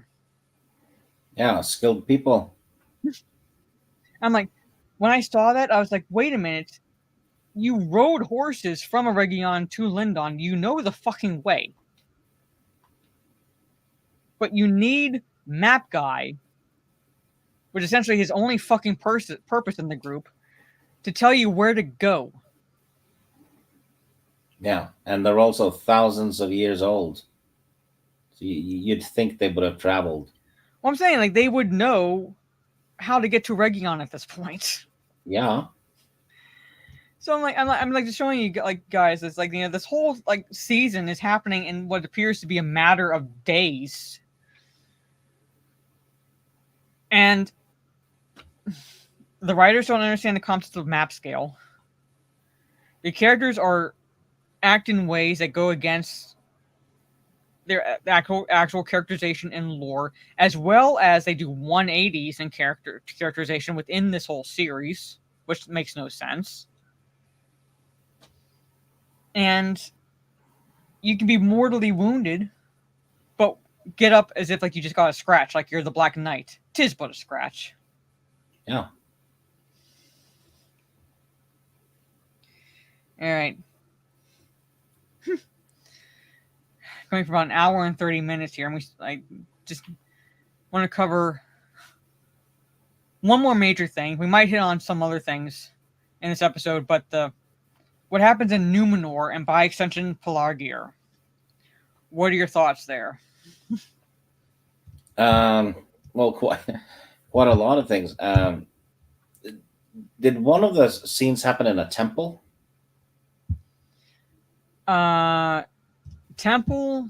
No, that looked to be like the what's it called? Yeah, because it wasn't a temple. It wasn't a temple. It didn't look like a temple. It looked like basically what's the word I'm looking for? Like the throne room, or kind of a court of the throne room. It wasn't a temple. If you're talking about the scene where they gather the faithful. Yeah, because Tolkien specified that Numenor didn't have any religion at all. They didn't worship anything. That's in his letters, and I think in the Fall of Numenor book as well. Yeah, they didn't worship anything, but they were still they kind of swore fealty to Iluvatar and the Valar, basically Valinor, basically, because they were Elendil's name literally means friend of elves, friend of the elves. Yeah. So it's they were faithful. They were faithful in the sense that they have fealty and loyalty to the creator, but it wasn't a religion. Another thing I noticed, you know, when they have that little trial, they toss the lady into the ocean, and she is blind but still looking at the Kraken. Yeah. You know, but she's tossed into a little pond, in a way. Because it's like a little lagoon in the ocean. Yeah. That creature shouldn't even fit. No. And then it drags her away a bit and all that. It would have dragged her right into the rock. Yeah. There's no fucking way. Yeah. It made absolutely no sense. And then everyone from Numenor is, going to watch this. And all 30 people are gathered. So there's 30 people on Numenor.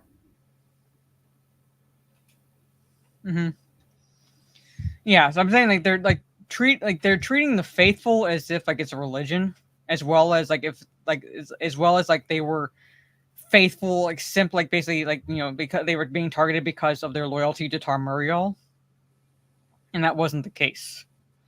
Yeah. Secondly, we have Tarmuriel to thank for Elendil receiving Narsil. Yeah, and the eagle that swung by and made a political statement and then flew off. Remember that? His statement was only that he didn't eat our Pharazon, and they took that as a sign that the Eagles But approved of our Pharazon being ruler. The Eagles can talk. Yeah. Right? Because Gwahir talks. Yeah. And like the hobbits and so forth. Basically, they're a sentient race. They're not like, I tell people, they're not like normal animals. They're not like normal eagles. They are a sentient race. They're basically almost like spirits. Yeah, and they're really intelligent, probably more so than most humans. Like, they basically tell the hobbits, "Yeah, we'll fly." Like, you know, I'm saying like not the hobbits, but in the Hobbit, it's like, we'll fly you as far as here, but we're not going any further because men shoot at us. Like, they literally tell the company, like, we are not going to take you past this point. Yeah. So it's like no room for doubt at all about like the motivations of the eagle, basically. But again, like, we have Tarmuriel to thank for Elendil receiving Narsil, and he's receiving it well before he actually gets it and get in real lore, because he doesn't come into possession of Narsil until like close to the end of the Second Age. And even then, we don't really know how he gets his hands on it. Oh, it had to be from a woman, of course. Yeah, but somehow Tarmuriel has this sword that was forged during the First Age by a dwarven smith. Yeah, it's just lying around. So she has a sword from the First Age that was forged by a race that's not even on fucking Numenor. Yeah. Wrap your heads around that, chat. Wrap your heads around that. And Pelargir, they keep calling Pelargir a settlement, a Numenorian settlement. It was not just a settlement. It was a safe haven for the faithful. And it wasn't formed until about 2300 something in the Second Age. And I think it's formed, like, founded about 1,000 years before the Second Age ended. So Pelargir shouldn't even exist. And then it's not a settlement. It's not a Numenorian settlement. It's a Numenorian safe haven for the faithful. Because they were being targeted on Numenor because of their loyalty to Iluvatar, to the Valinor, and the elves. They had respect for Iluvatar's children.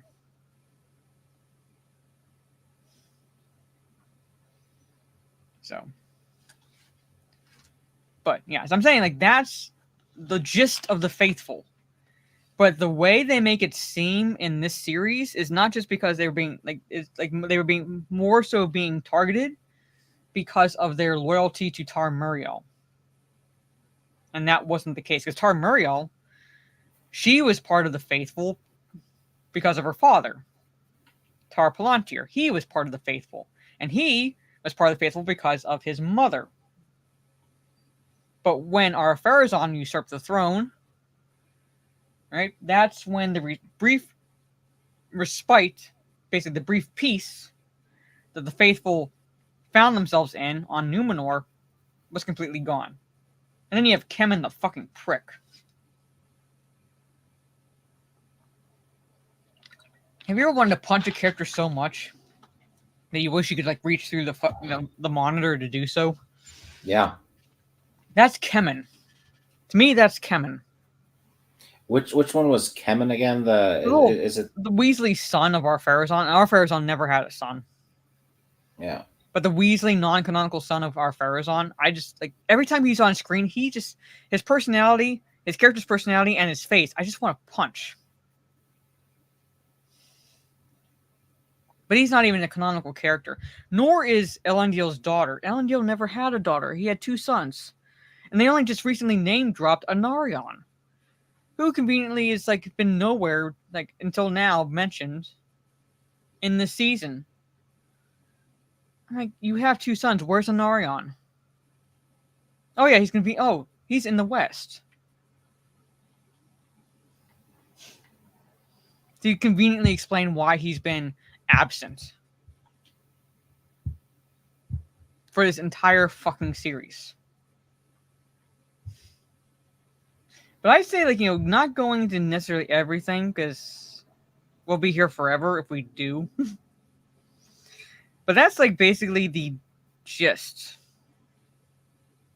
of all the plot threads, if you can call them plot threads, in this episode. So you have the dwarves releasing and then subsequently immediately imprisoning essentially the Belrog, because King Durin by himself dug too greedily and too deep to release the Belrog, and then, like I said, conveniently rebury him again. It actually should be the dwarf dug too greedily. Yeah. Because he was the only one who did it. He was the only one who did it, pretty much. So basically, he's dead, and Prince Durin is now King Durin. But like I said, there would be no 2 Durins at the same time. It would have been either king or prince, not both at the same time. With the way that the way that lore works with the dwarves.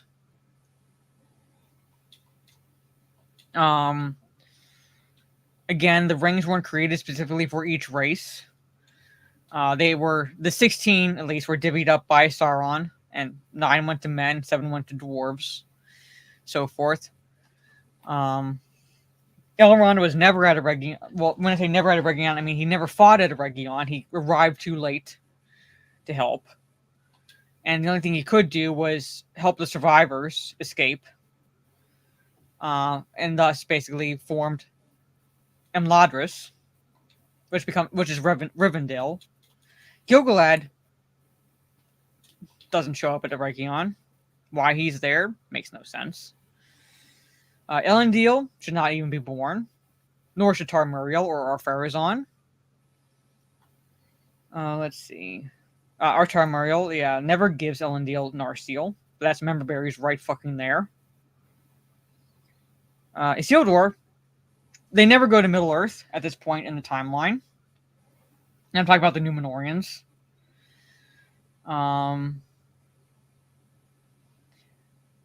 How does Ar-Pharazôn know the names? Know that what he's seeing in the Palantir is connected to Sauron? Because all he sees is the memberberry's eye, essentially. Like, how does he know what he's seeing is in any way connected to Sauron? But he name drops Sauron when he finagles his way into getting the faithful arrested by claiming that Tar-Muriel was connected to Sauron. I can't understand why. Oh, yeah, and for some reason there's going to be a little Game of Thrones among the dwarves now. Yeah, because these dwarf lords are laying claim to a throne that they have no rights to. Yeah, which is... dwarves are honorable. Yeah. They're not, they're greedy for, gems and money and whatever, but they don't, backstab each other and, break their traditions. The prince would be the rightful heir, so there would be no back rooms deals or backstabbing in that regard. They'd honor that. But now there's going to be, like you said, Game of Thrones storyline with the dwarves coming up. Yeah, it looks like it. Yeah, and Númenor has a Palantir, but Sauron doesn't at this point. So how is he even seeing anything connected to Sauron? How are they even seeing events that are connected to Middle Earth at all?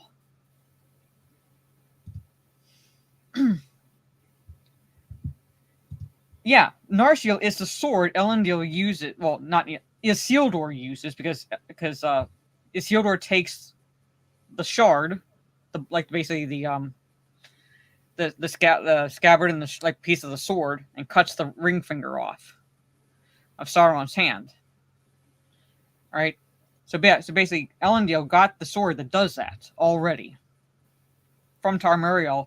And again, the sword itself was crafted by a race that's not even in existence on Numenor. So how the fuck did Tarmariel get the sword? Yeah. Crafted in the First Age, by the way. No, they're writing it for people who only watch the movies. That's actually a thing. It's for normies, because normies won't know a damn thing anyway. Yeah. Yeah. But I'm saying it's like you try making sense of anything that happens in this series and you can't, because there's no cohesiveness at all in any of the seasons.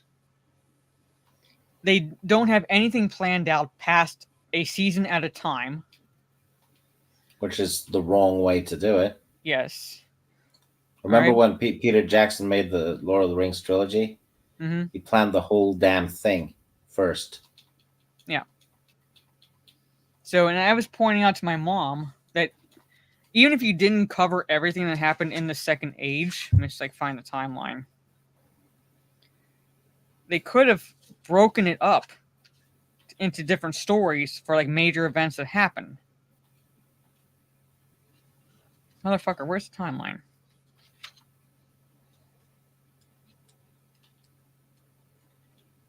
All right. Okay, so you have here the Second Age. Okay. They could have like broken it into segments and covered like major things that happened. Right. So basically, Sauron choosing Mordor, basically, or like what's happened, like basically the like basically the birth of Numenor and Sauron becoming alarmed by that, like that little segment right there. Could have like been a story.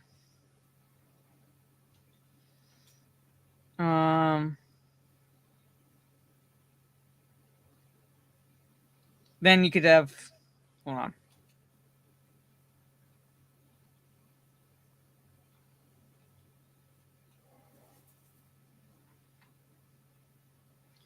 What they could have done is basically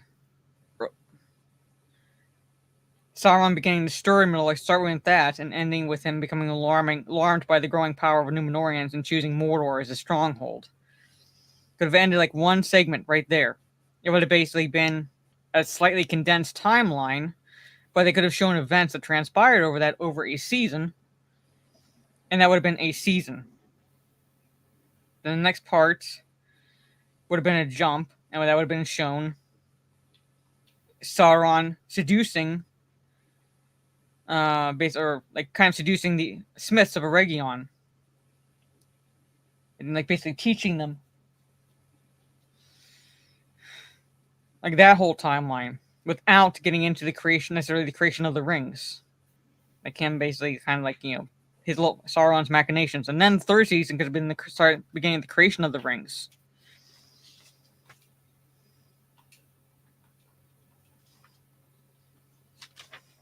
I'm saying like they could have easily gotten more than 5 seasons out of this timeline,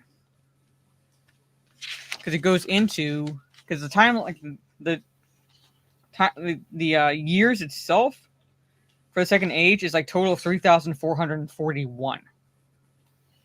They could have easily gotten more than 5 seasons out of it if they broke it up into segments like that. Not necessarily like a canonical, like basically by event, like like straight up like adapting the timeline, but breaking it into segments and implying that there's a jump in the timeline. Yeah. Like between seasons. All right, so it's like sorry, like people who have the attention span of a gnat. You're not gonna you're not gonna have like all these same characters for each season necessarily, because we're actually following canon. So, but anyway, there. Well, she knows more. She knows better. Than the shit we got getting Rings of Power, but I'm the one who's explaining things to her when it comes to the lore. She's a big enough fan that if she were watching this show, she would be like, "This makes no sense." Even she would be like that because just storytelling wise, it's all over the place. So, but I'm the one who's basically, when she has a question, I'm basically the one she turns to. It's kind of funny how shills and the media and all that stuff. People are toxic for noticing this. Yeah. When it's so in your face. Yeah, we can't help but notice. People were like, "You were hating this series before it even premiered," and I'm like, "Well, that's because 1, we found out that Amazon lied.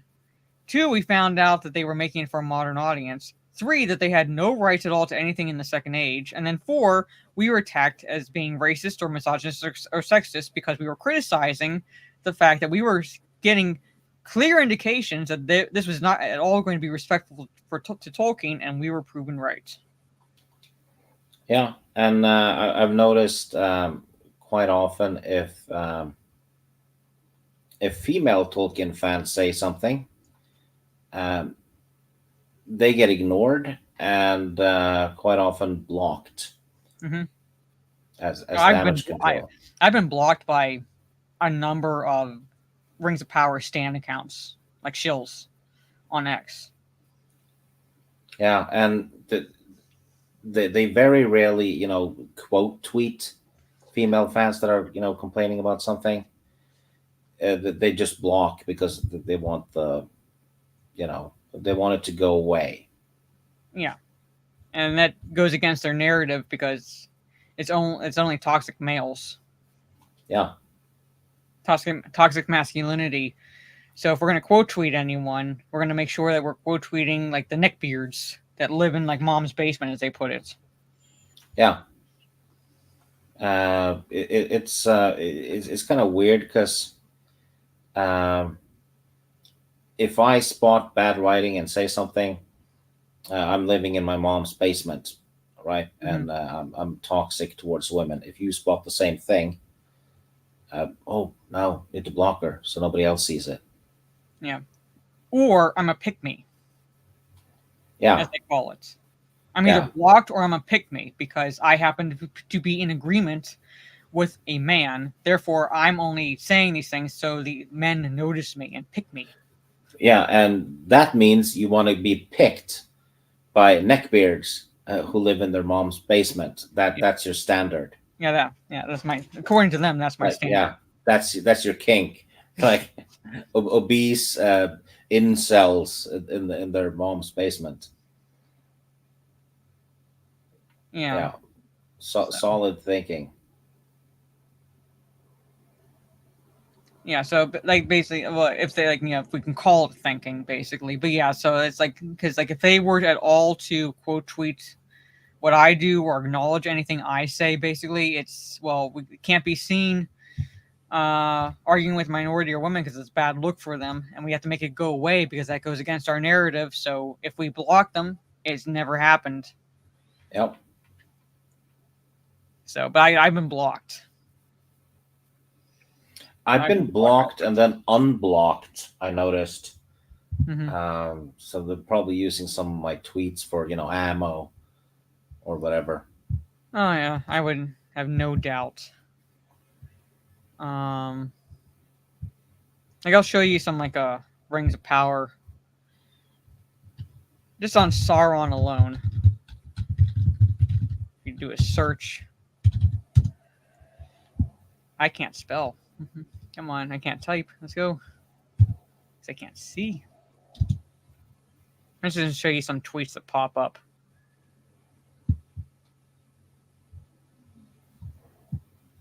When you do that search, just to show you guys what I see almost on a daily basis, because I'm paying attention to the shit that happens with the Rings of Power. Oh, I saw a really stupid one the other day.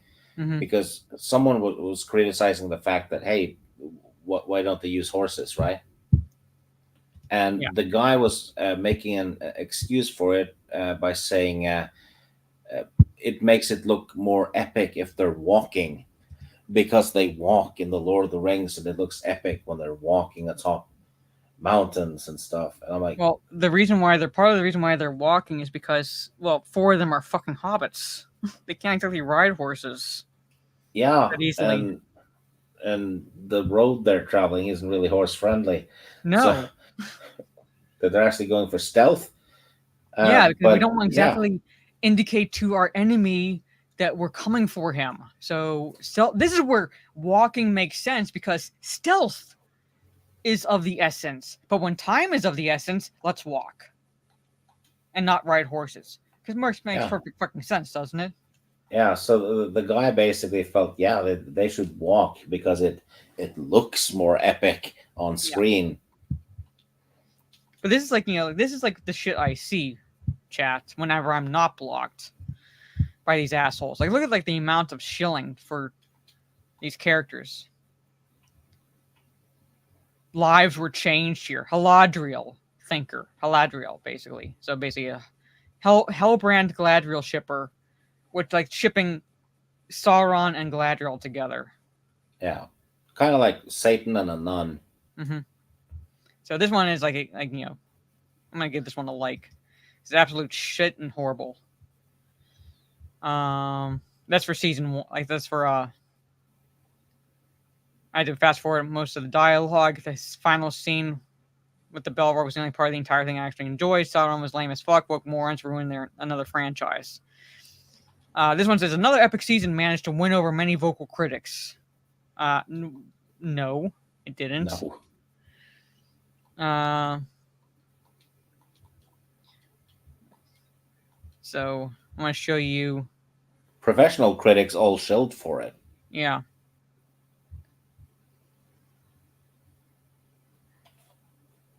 This one here, Rings of Power does a good job of making Sauron this master deceiver and manipulator, while simultaneously making him the most sad, deluded, and pathetic creature to walk Middle Earth. He shouldn't even be that. He's not a master deceiver. It's just that the people he's tricking are fucking retarded. Yeah.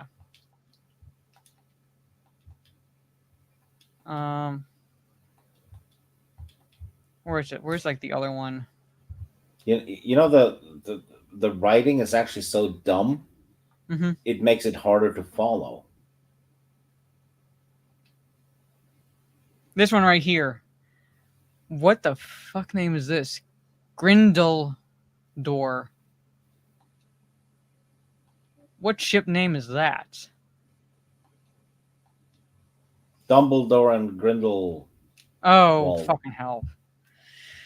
They could have had Sauron shapeshift into anyone and anything, but the writers rightly chose to demonstrate his ability in relation to his manipulation. He can't just shapeshift on whim. That's not how Sauron works. And look at that leap. Here, I'll take that back. Watch this leap, Gab. I was fighting. Yeah, this is after she's stabbed. Yeah, right? look at that leap. Wunder Elf. They literally turned Galadriel into Wunder Elf. Elves are like I said, elves are agile. They're not that fucking agile.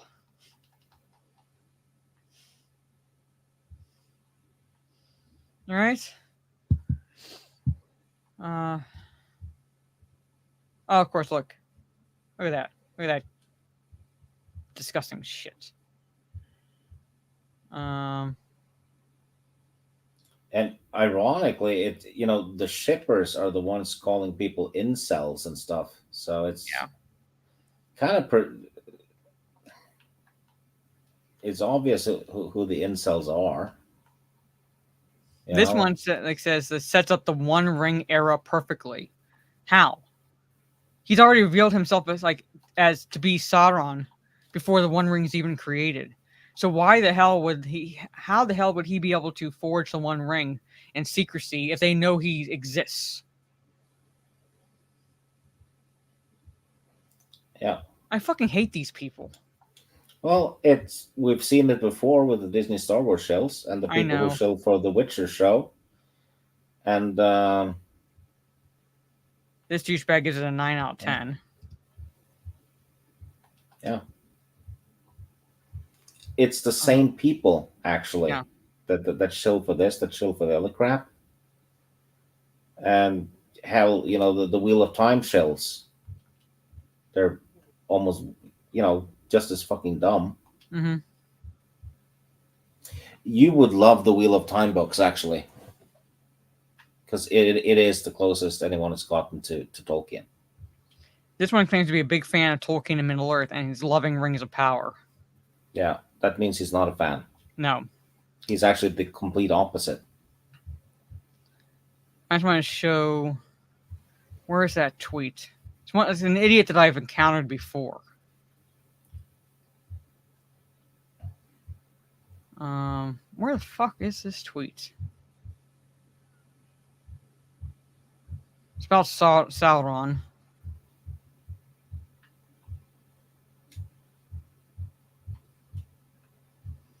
But basically, because like the scene where Sauron starts crying. Yeah, Sauron wouldn't cry. No, Sauron wouldn't cry. Mentions Sauron mentioned saying that he has many names. Where the fuck are you? I should have bookmarked it. I should have. Because ever since the stream started, more tweets have popped up. Yeah.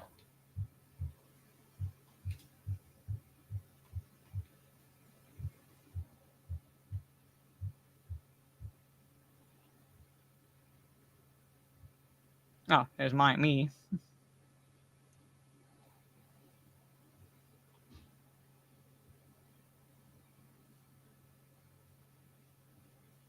Yeah, I can't remember what this article was, but I said, you mean the same fucking idiot who said he killed Celebrimbor created the One Ring, not Sauron? What could possibly go wrong?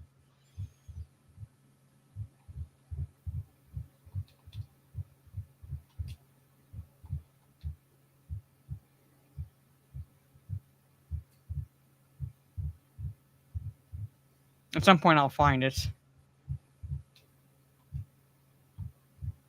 I hate these people.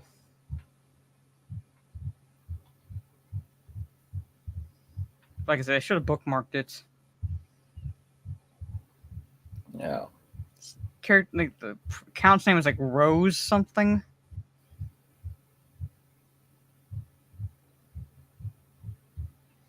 I think the best thing any fan can do now, and people who are genuinely trying to get into something like Tolkien, is start collecting straight from the source, right? Buy the books, start collecting that, and you'll have entertainment for years and years and years. You don't need this shit, right? Yeah. I remember the tweet I saw had several thousand likes on it. Yeah. Or a few thousand likes, and I'm like...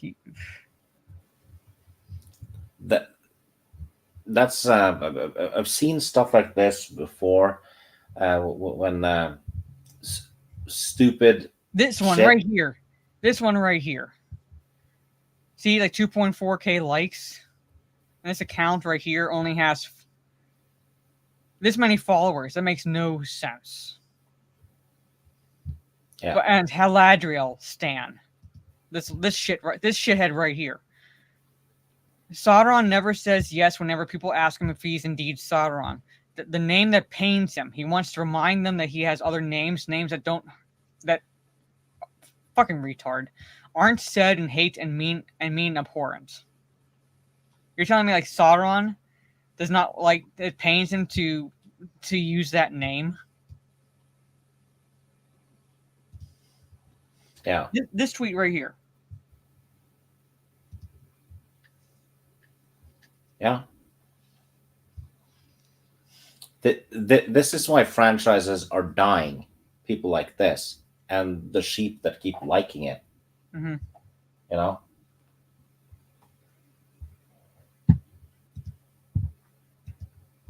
I'm saying the number of accounts I see that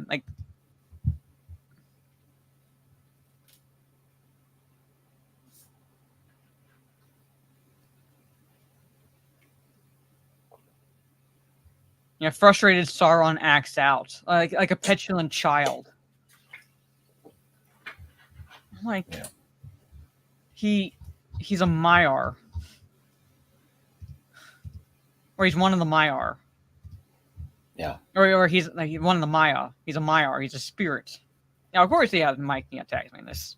It's not this, but I found the one where he's crying. As you mentioned, like he doesn't like when people use the name Sauron because he calls himself other things. That's why he's so mean when you say the name Sauron. It seems that Teresa's gotten blocked by the OneRing.net. Well, welcome to the party. They got me when I showed a picture of Sam with his wife and kids and said, no, he's not gay. I think they blocked me when they were like promoting this like really woke these seminars, and I quote tweeted their tweet with like actually go check this out, and they blocked me. Feanor and Gravemaster told me yesterday that a lot of the different Tolkien Wikipedia pages, right, have started editing lore and stuff to make it fit with the Rings of Power. So they're trying to make it a reality. And you know what? I think shit like this is tactical because most people will just watch the show and the movies, and that's it. So in 2 generations, the whole perception of Tolkien and Star Wars and other things will have changed, right? It's being altered. So yeah. And this is why gatekeeping is important. I used to be all against gatekeeping and all that, but that was before people forced themselves in and demanded that the whole thing be changed, right? Because back in the day, people were genuinely interested and wanted to learn more. So in that case, gatekeeping is bad, right? Yeah. But it's changed. I mean, look at what's happened to D&D, right? It's they now have dancing bards. You basically dance, and that's automatically inspires everyone in the group, which means if you're in the group and someone starts dancing, you have no choice. Your character gets impressed. You have no player agency in it, which means your character doesn't have any taste, right? Yeah. Sauron wouldn't give a damn what people say about him. He wouldn't care. Once he reveals himself as Sauron, he doesn't care. He does not care. But they're trying to make him sympathetic. They're trying to make the orcs sympathetic. Yeah. Lady Greymaster had a good point with how they try to make male villains sympathetic, right? To make them misunderstood or whatever. It is because of the woke culture. They're not allowed to write positive role models that are male, so they're circumventing it a bit by making the villains more sympathetic instead, right? I can kind of see that. Well, it's not entirely played by a leftist. I mean, it's been taken over by a leftist, but I'm not a leftist and I still play it. Yeah. Everything after the 3.5 edition is woke as shit.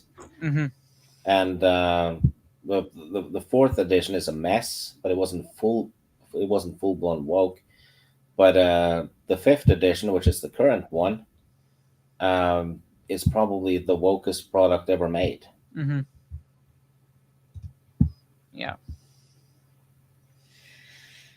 So, That's it. But that's like, again, without covering necessarily everything that transpires in this episode, that's the last episode for this current season for Rings of Power. And we have a brief reprieve until season 3 premieres.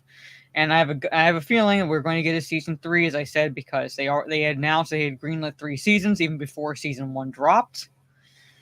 Yeah. So people are like acting like it's news that we're going to get a 3rd season now. And I'm like, also, notice how the show media has suddenly stopped calling this the most expensive show ever. Mm-hmm. That bit's fizzled out because it kind of backfired.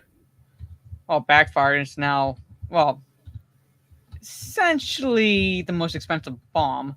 But at the same time, I was telling my mom that based on like calculations done by financial experts, that while yes, Amazon Studios would be taking a bath with this, technically they're what they lose can be made up with the shopping side of Amazon, because Amazon's like makes that much money a year, so they can kind of take this at a loss and not really affect them.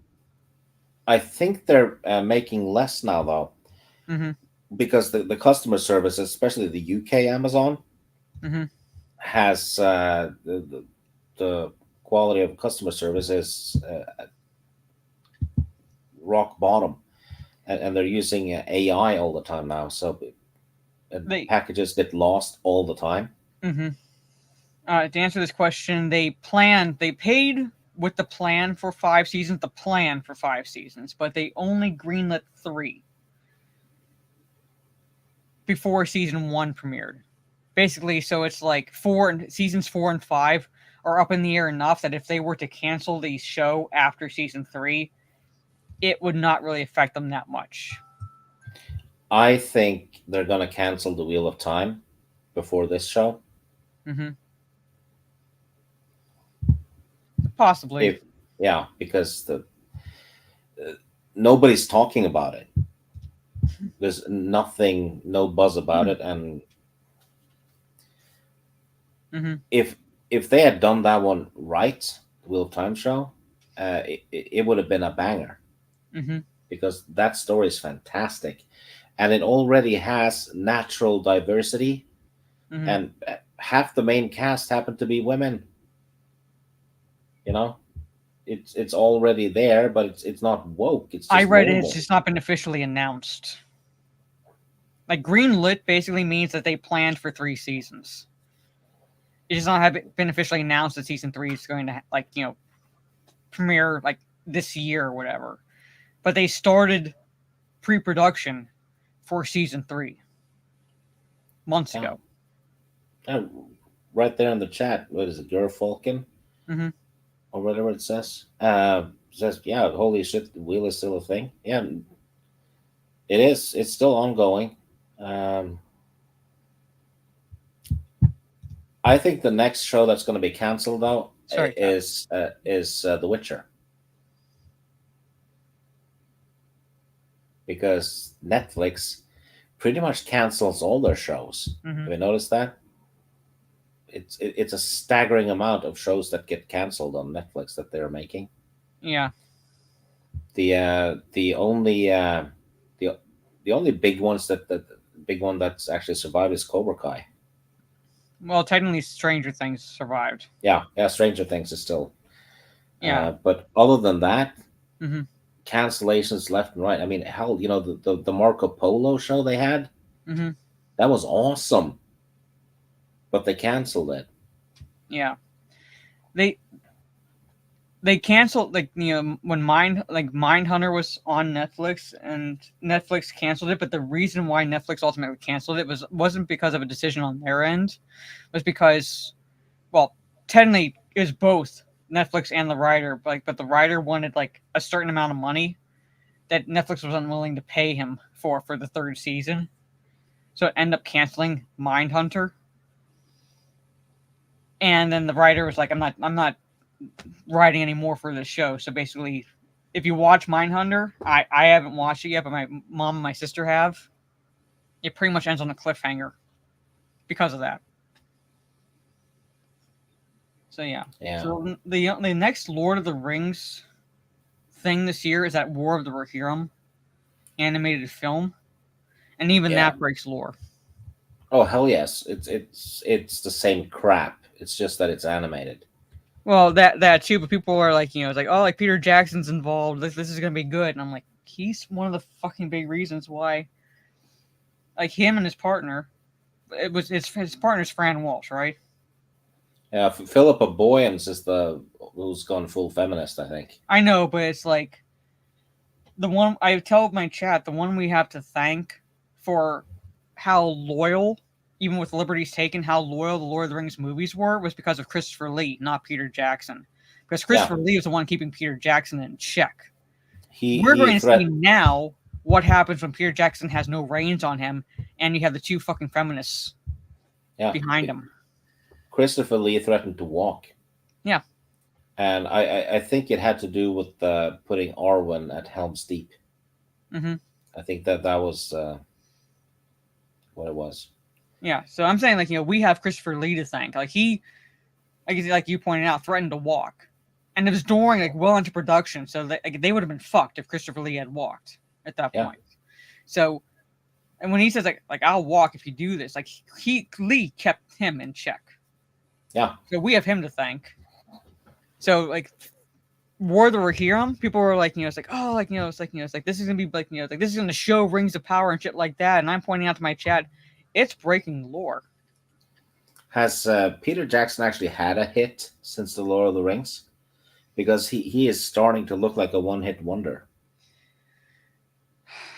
I would say technically The Hobbit, but even then I wouldn't call that necessarily a hit because it lost money as it progressed.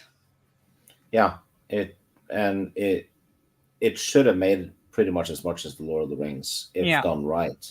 Yeah, it lost money from like episode to episode, movie to movie, whereas Lord of the Rings made money movie to movie. Yeah, and the Hobbit, when that got released, it had a lot more fans that were interested in seeing it due to the movies. Because the Lord of the Rings movies basically pulled in the book fans, right? But the Hobbit also had the movie fans. Yeah, he did do King Kong, and I think that's overrated because that's like an hour too long. Yeah, and it turned into all the stupid stuff in the third Hobbit movie in the battle. He had shit like that in King Kong when they're fleeing all the dinosaurs and shit in that valley. Yeah, it's like 30 minutes of slapstick. Well, yeah, it's like an hour to get to the island, roughly an hour on the island, and an hour in New York, back in New York, basically. So it's like you could have cut an hour out of that movie. Yeah. At the point, by the time it got to the end, I was like, King, like I was like to the King Kong, like just fucking fall ape and take the blonde chick with you. Yeah. I actually liked the part on the ship the most in that movie. Actually. I mean, there were good parts, but they were like, it dragged. Yeah. So it's like the good parts were drowned out by the fact that I was like looking at my watch going, are we ever going to leave this island? Yeah. King Kong would actually have been good as a miniseries, to be honest. But if they were going to do it that long, it should have been a miniseries, not one movie. You know that crazy feminist lady that they have that's in charge of what gets greenlit on Amazon? Yeah.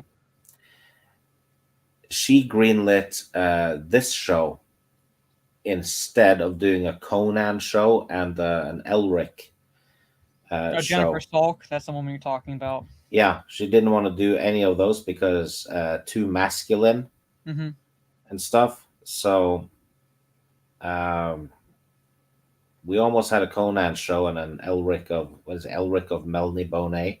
It's Sword and Sorcery by Michael Moorcock. It's heavy metal as shit. It would have been great to see on screen, but it was too toxic and too masculine. for what she felt the audience would like. So they went for the Rings of Power instead. When I was done watching this episode, and we're going to wrap this up, chat, because I've been going for almost 2.5 hours, or we've been going for almost 2.5 hours, and I want to get some sleep. When I was done watching this episode, I wanted to tweet out that I hoped to Jennifer Salk, if she was on X, to tag her and say, I hope that you lose the hair on your head and it migrates to your back and knuckles. Yeah. I hate that woman.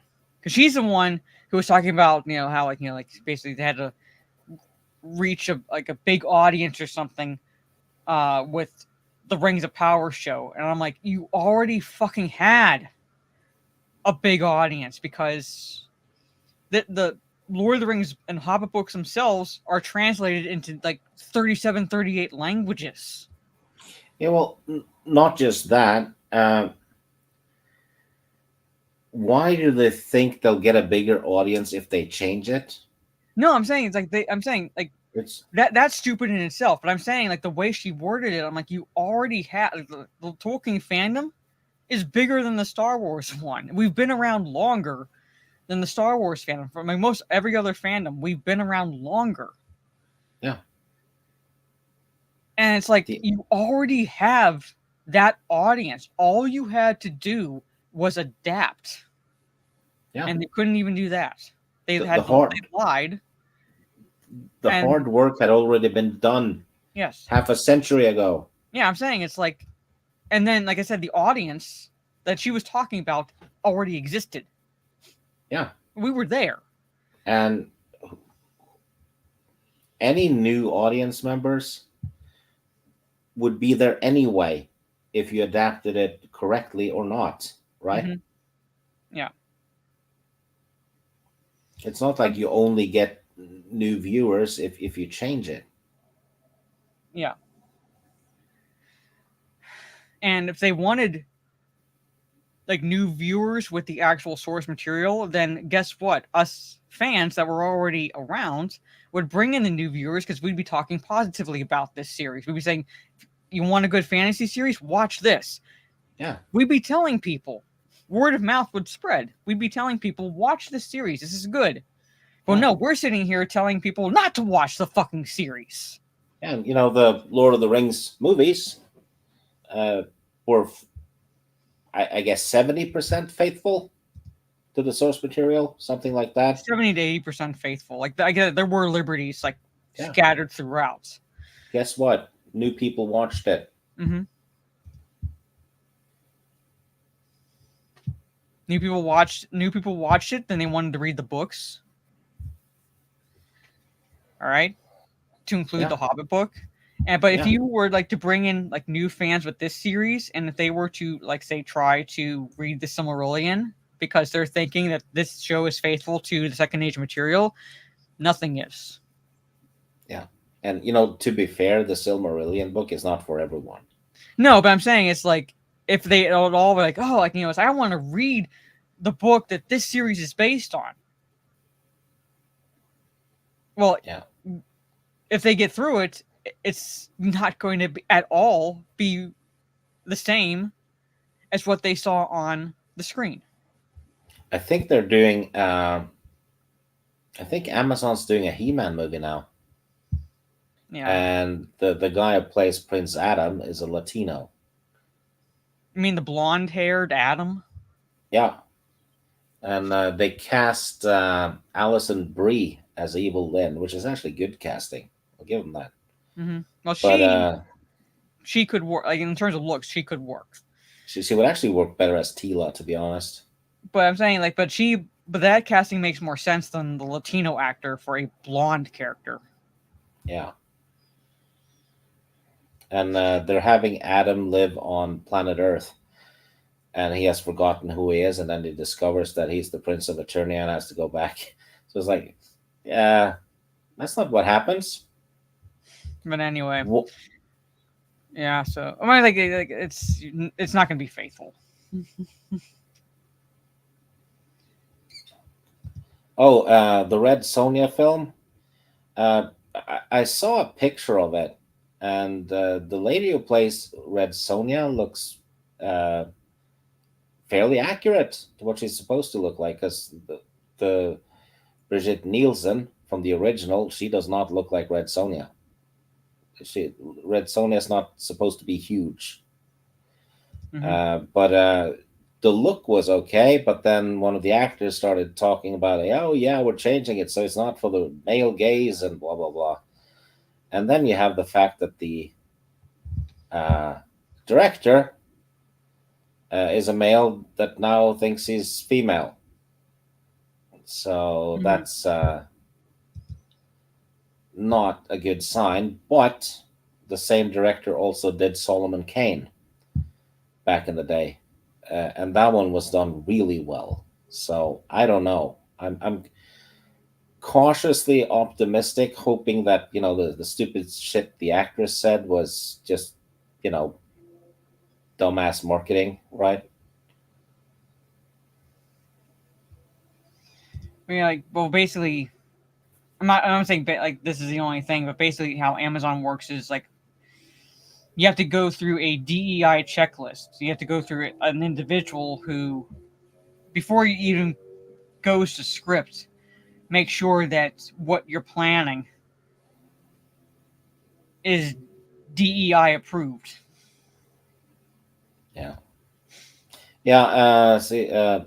No, Red Sonja isn't super buff. She never was. She's actually the ground zero for the Mary Sue, in a way, because she gets raped and her family gets killed, and she walks off into the night and prays to a goddess for means to get revenge, and she gets it. She just gets fighting skills and superhuman strength, or rather high strength, as a gift from a goddess. But she'll only keep it as long as she doesn't sleep with any males, unless that male beats her in fair combat. So, and she wears a chainmail bikini. So it's like the mother of all Mary Sues, but it is by design a Mary Sue, right? So it's not like they're trying to be anything else. She was written by Roy Thomas of Marvel Comics to serve as a little counterpoint for Conan in the comics. But yeah, so she is not supposed to. She's not skinny. She's actually fit and all that, athletic, but she's not a female bodybuilder. They already cast someone for Red Sonja. It's not Leah Thomas. They cast a redhead. Yeah, they already cast someone. So I'm like, yeah. Oh, all of a sudden they actually cast a redhead to play a redhead, because they had an actress before that was half Latino or Latina, and she had dark hair, and people were like, so why is she called Red Sonja then? Right? If her hair is black. So yeah. So yeah, no, they already cast the actress for Red Sonja. It's just they're shooting themselves in the foot with the stupidity that's coming out of their mouths, basically. But that is going up for about 2.5 hours. That is the final live stream breakdown for season 2 of Rings of Power. So we'll have a reprieve until season 3 drops, whenever that is, and we'll see what we'll see what happens. I mean, Amazon. I mean, this show lost viewers with just the first episode, and consistently lost viewers since the first episode. Basically, Amazon touted, as a success. We reached 55 million viewers globally, and I'm like, I tweeted out like an article that said, well, that's about 1/3 of what you got for season 1. Also, they count clicks. Yeah. So if someone has the autoplay on, it's a click. Yeah. So it's and another thing that didn't happen, because people thought it would get a boost because people would binge watch it at the end of the season. That didn't happen. Yeah, I thought if anything, it would be like season 1, and there would be a boost, but no one cares. Yeah, logically there would be a boost because people want to binge. Yeah, but it didn't happen in any strong degree for this one at all. not noticeable enough for them to tout, and they're hiding the numbers again. But yeah, I'll be fine. I'll be doing a watch party of Bad Blood, the wrestling event, tomorrow on my Discord. I'm perfectly fine. I'm reading Dragonlance. So, I'm watching horror movies because it's Spooktober. So, okay, Castaway Tom Hanks comes in and shouts, "Wilson!" But anyway, we are wrapping it up here. Like I said, tomorrow, I don't think I'll be live before the watch party because I have to mow my parents' lawn and I have to watch SmackDown before Bad Blood premieres at 6 p.m. Eastern before the watch party. So the next time you see me live will very most likely be Sunday evening for Talk Nerdy to Us on my channel that I do with my nerdy home. Like I said, it's going to be on my channel this coming Sunday at 8:30 p.m. Eastern. So I'll be talking pop culture, news, and all that fun stuff. So before I do my extended outro, Steve, let everybody know again where they can find you and all that good stuff. Here on Wednesday. All right, yeah, Wednesday is Steve.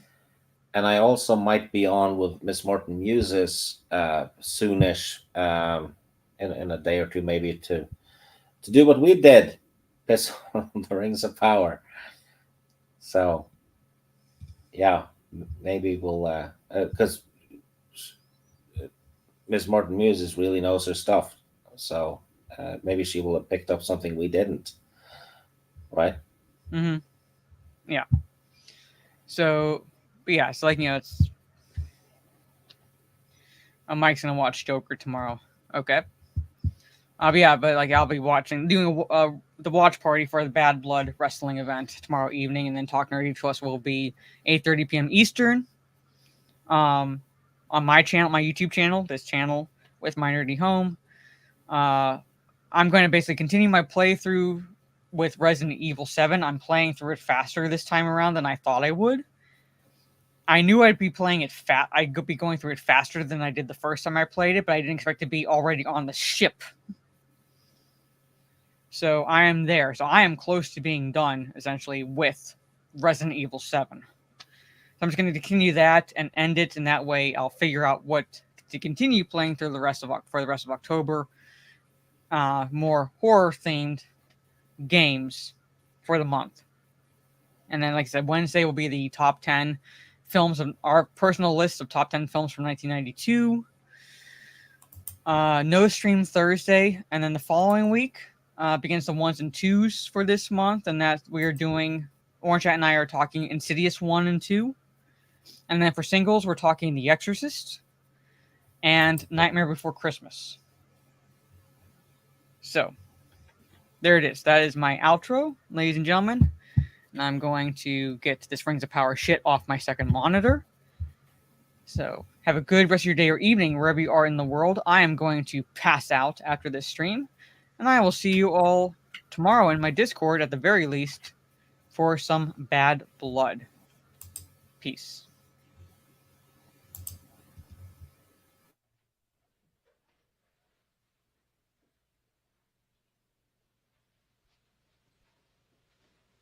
You're still here? It's over. Go home.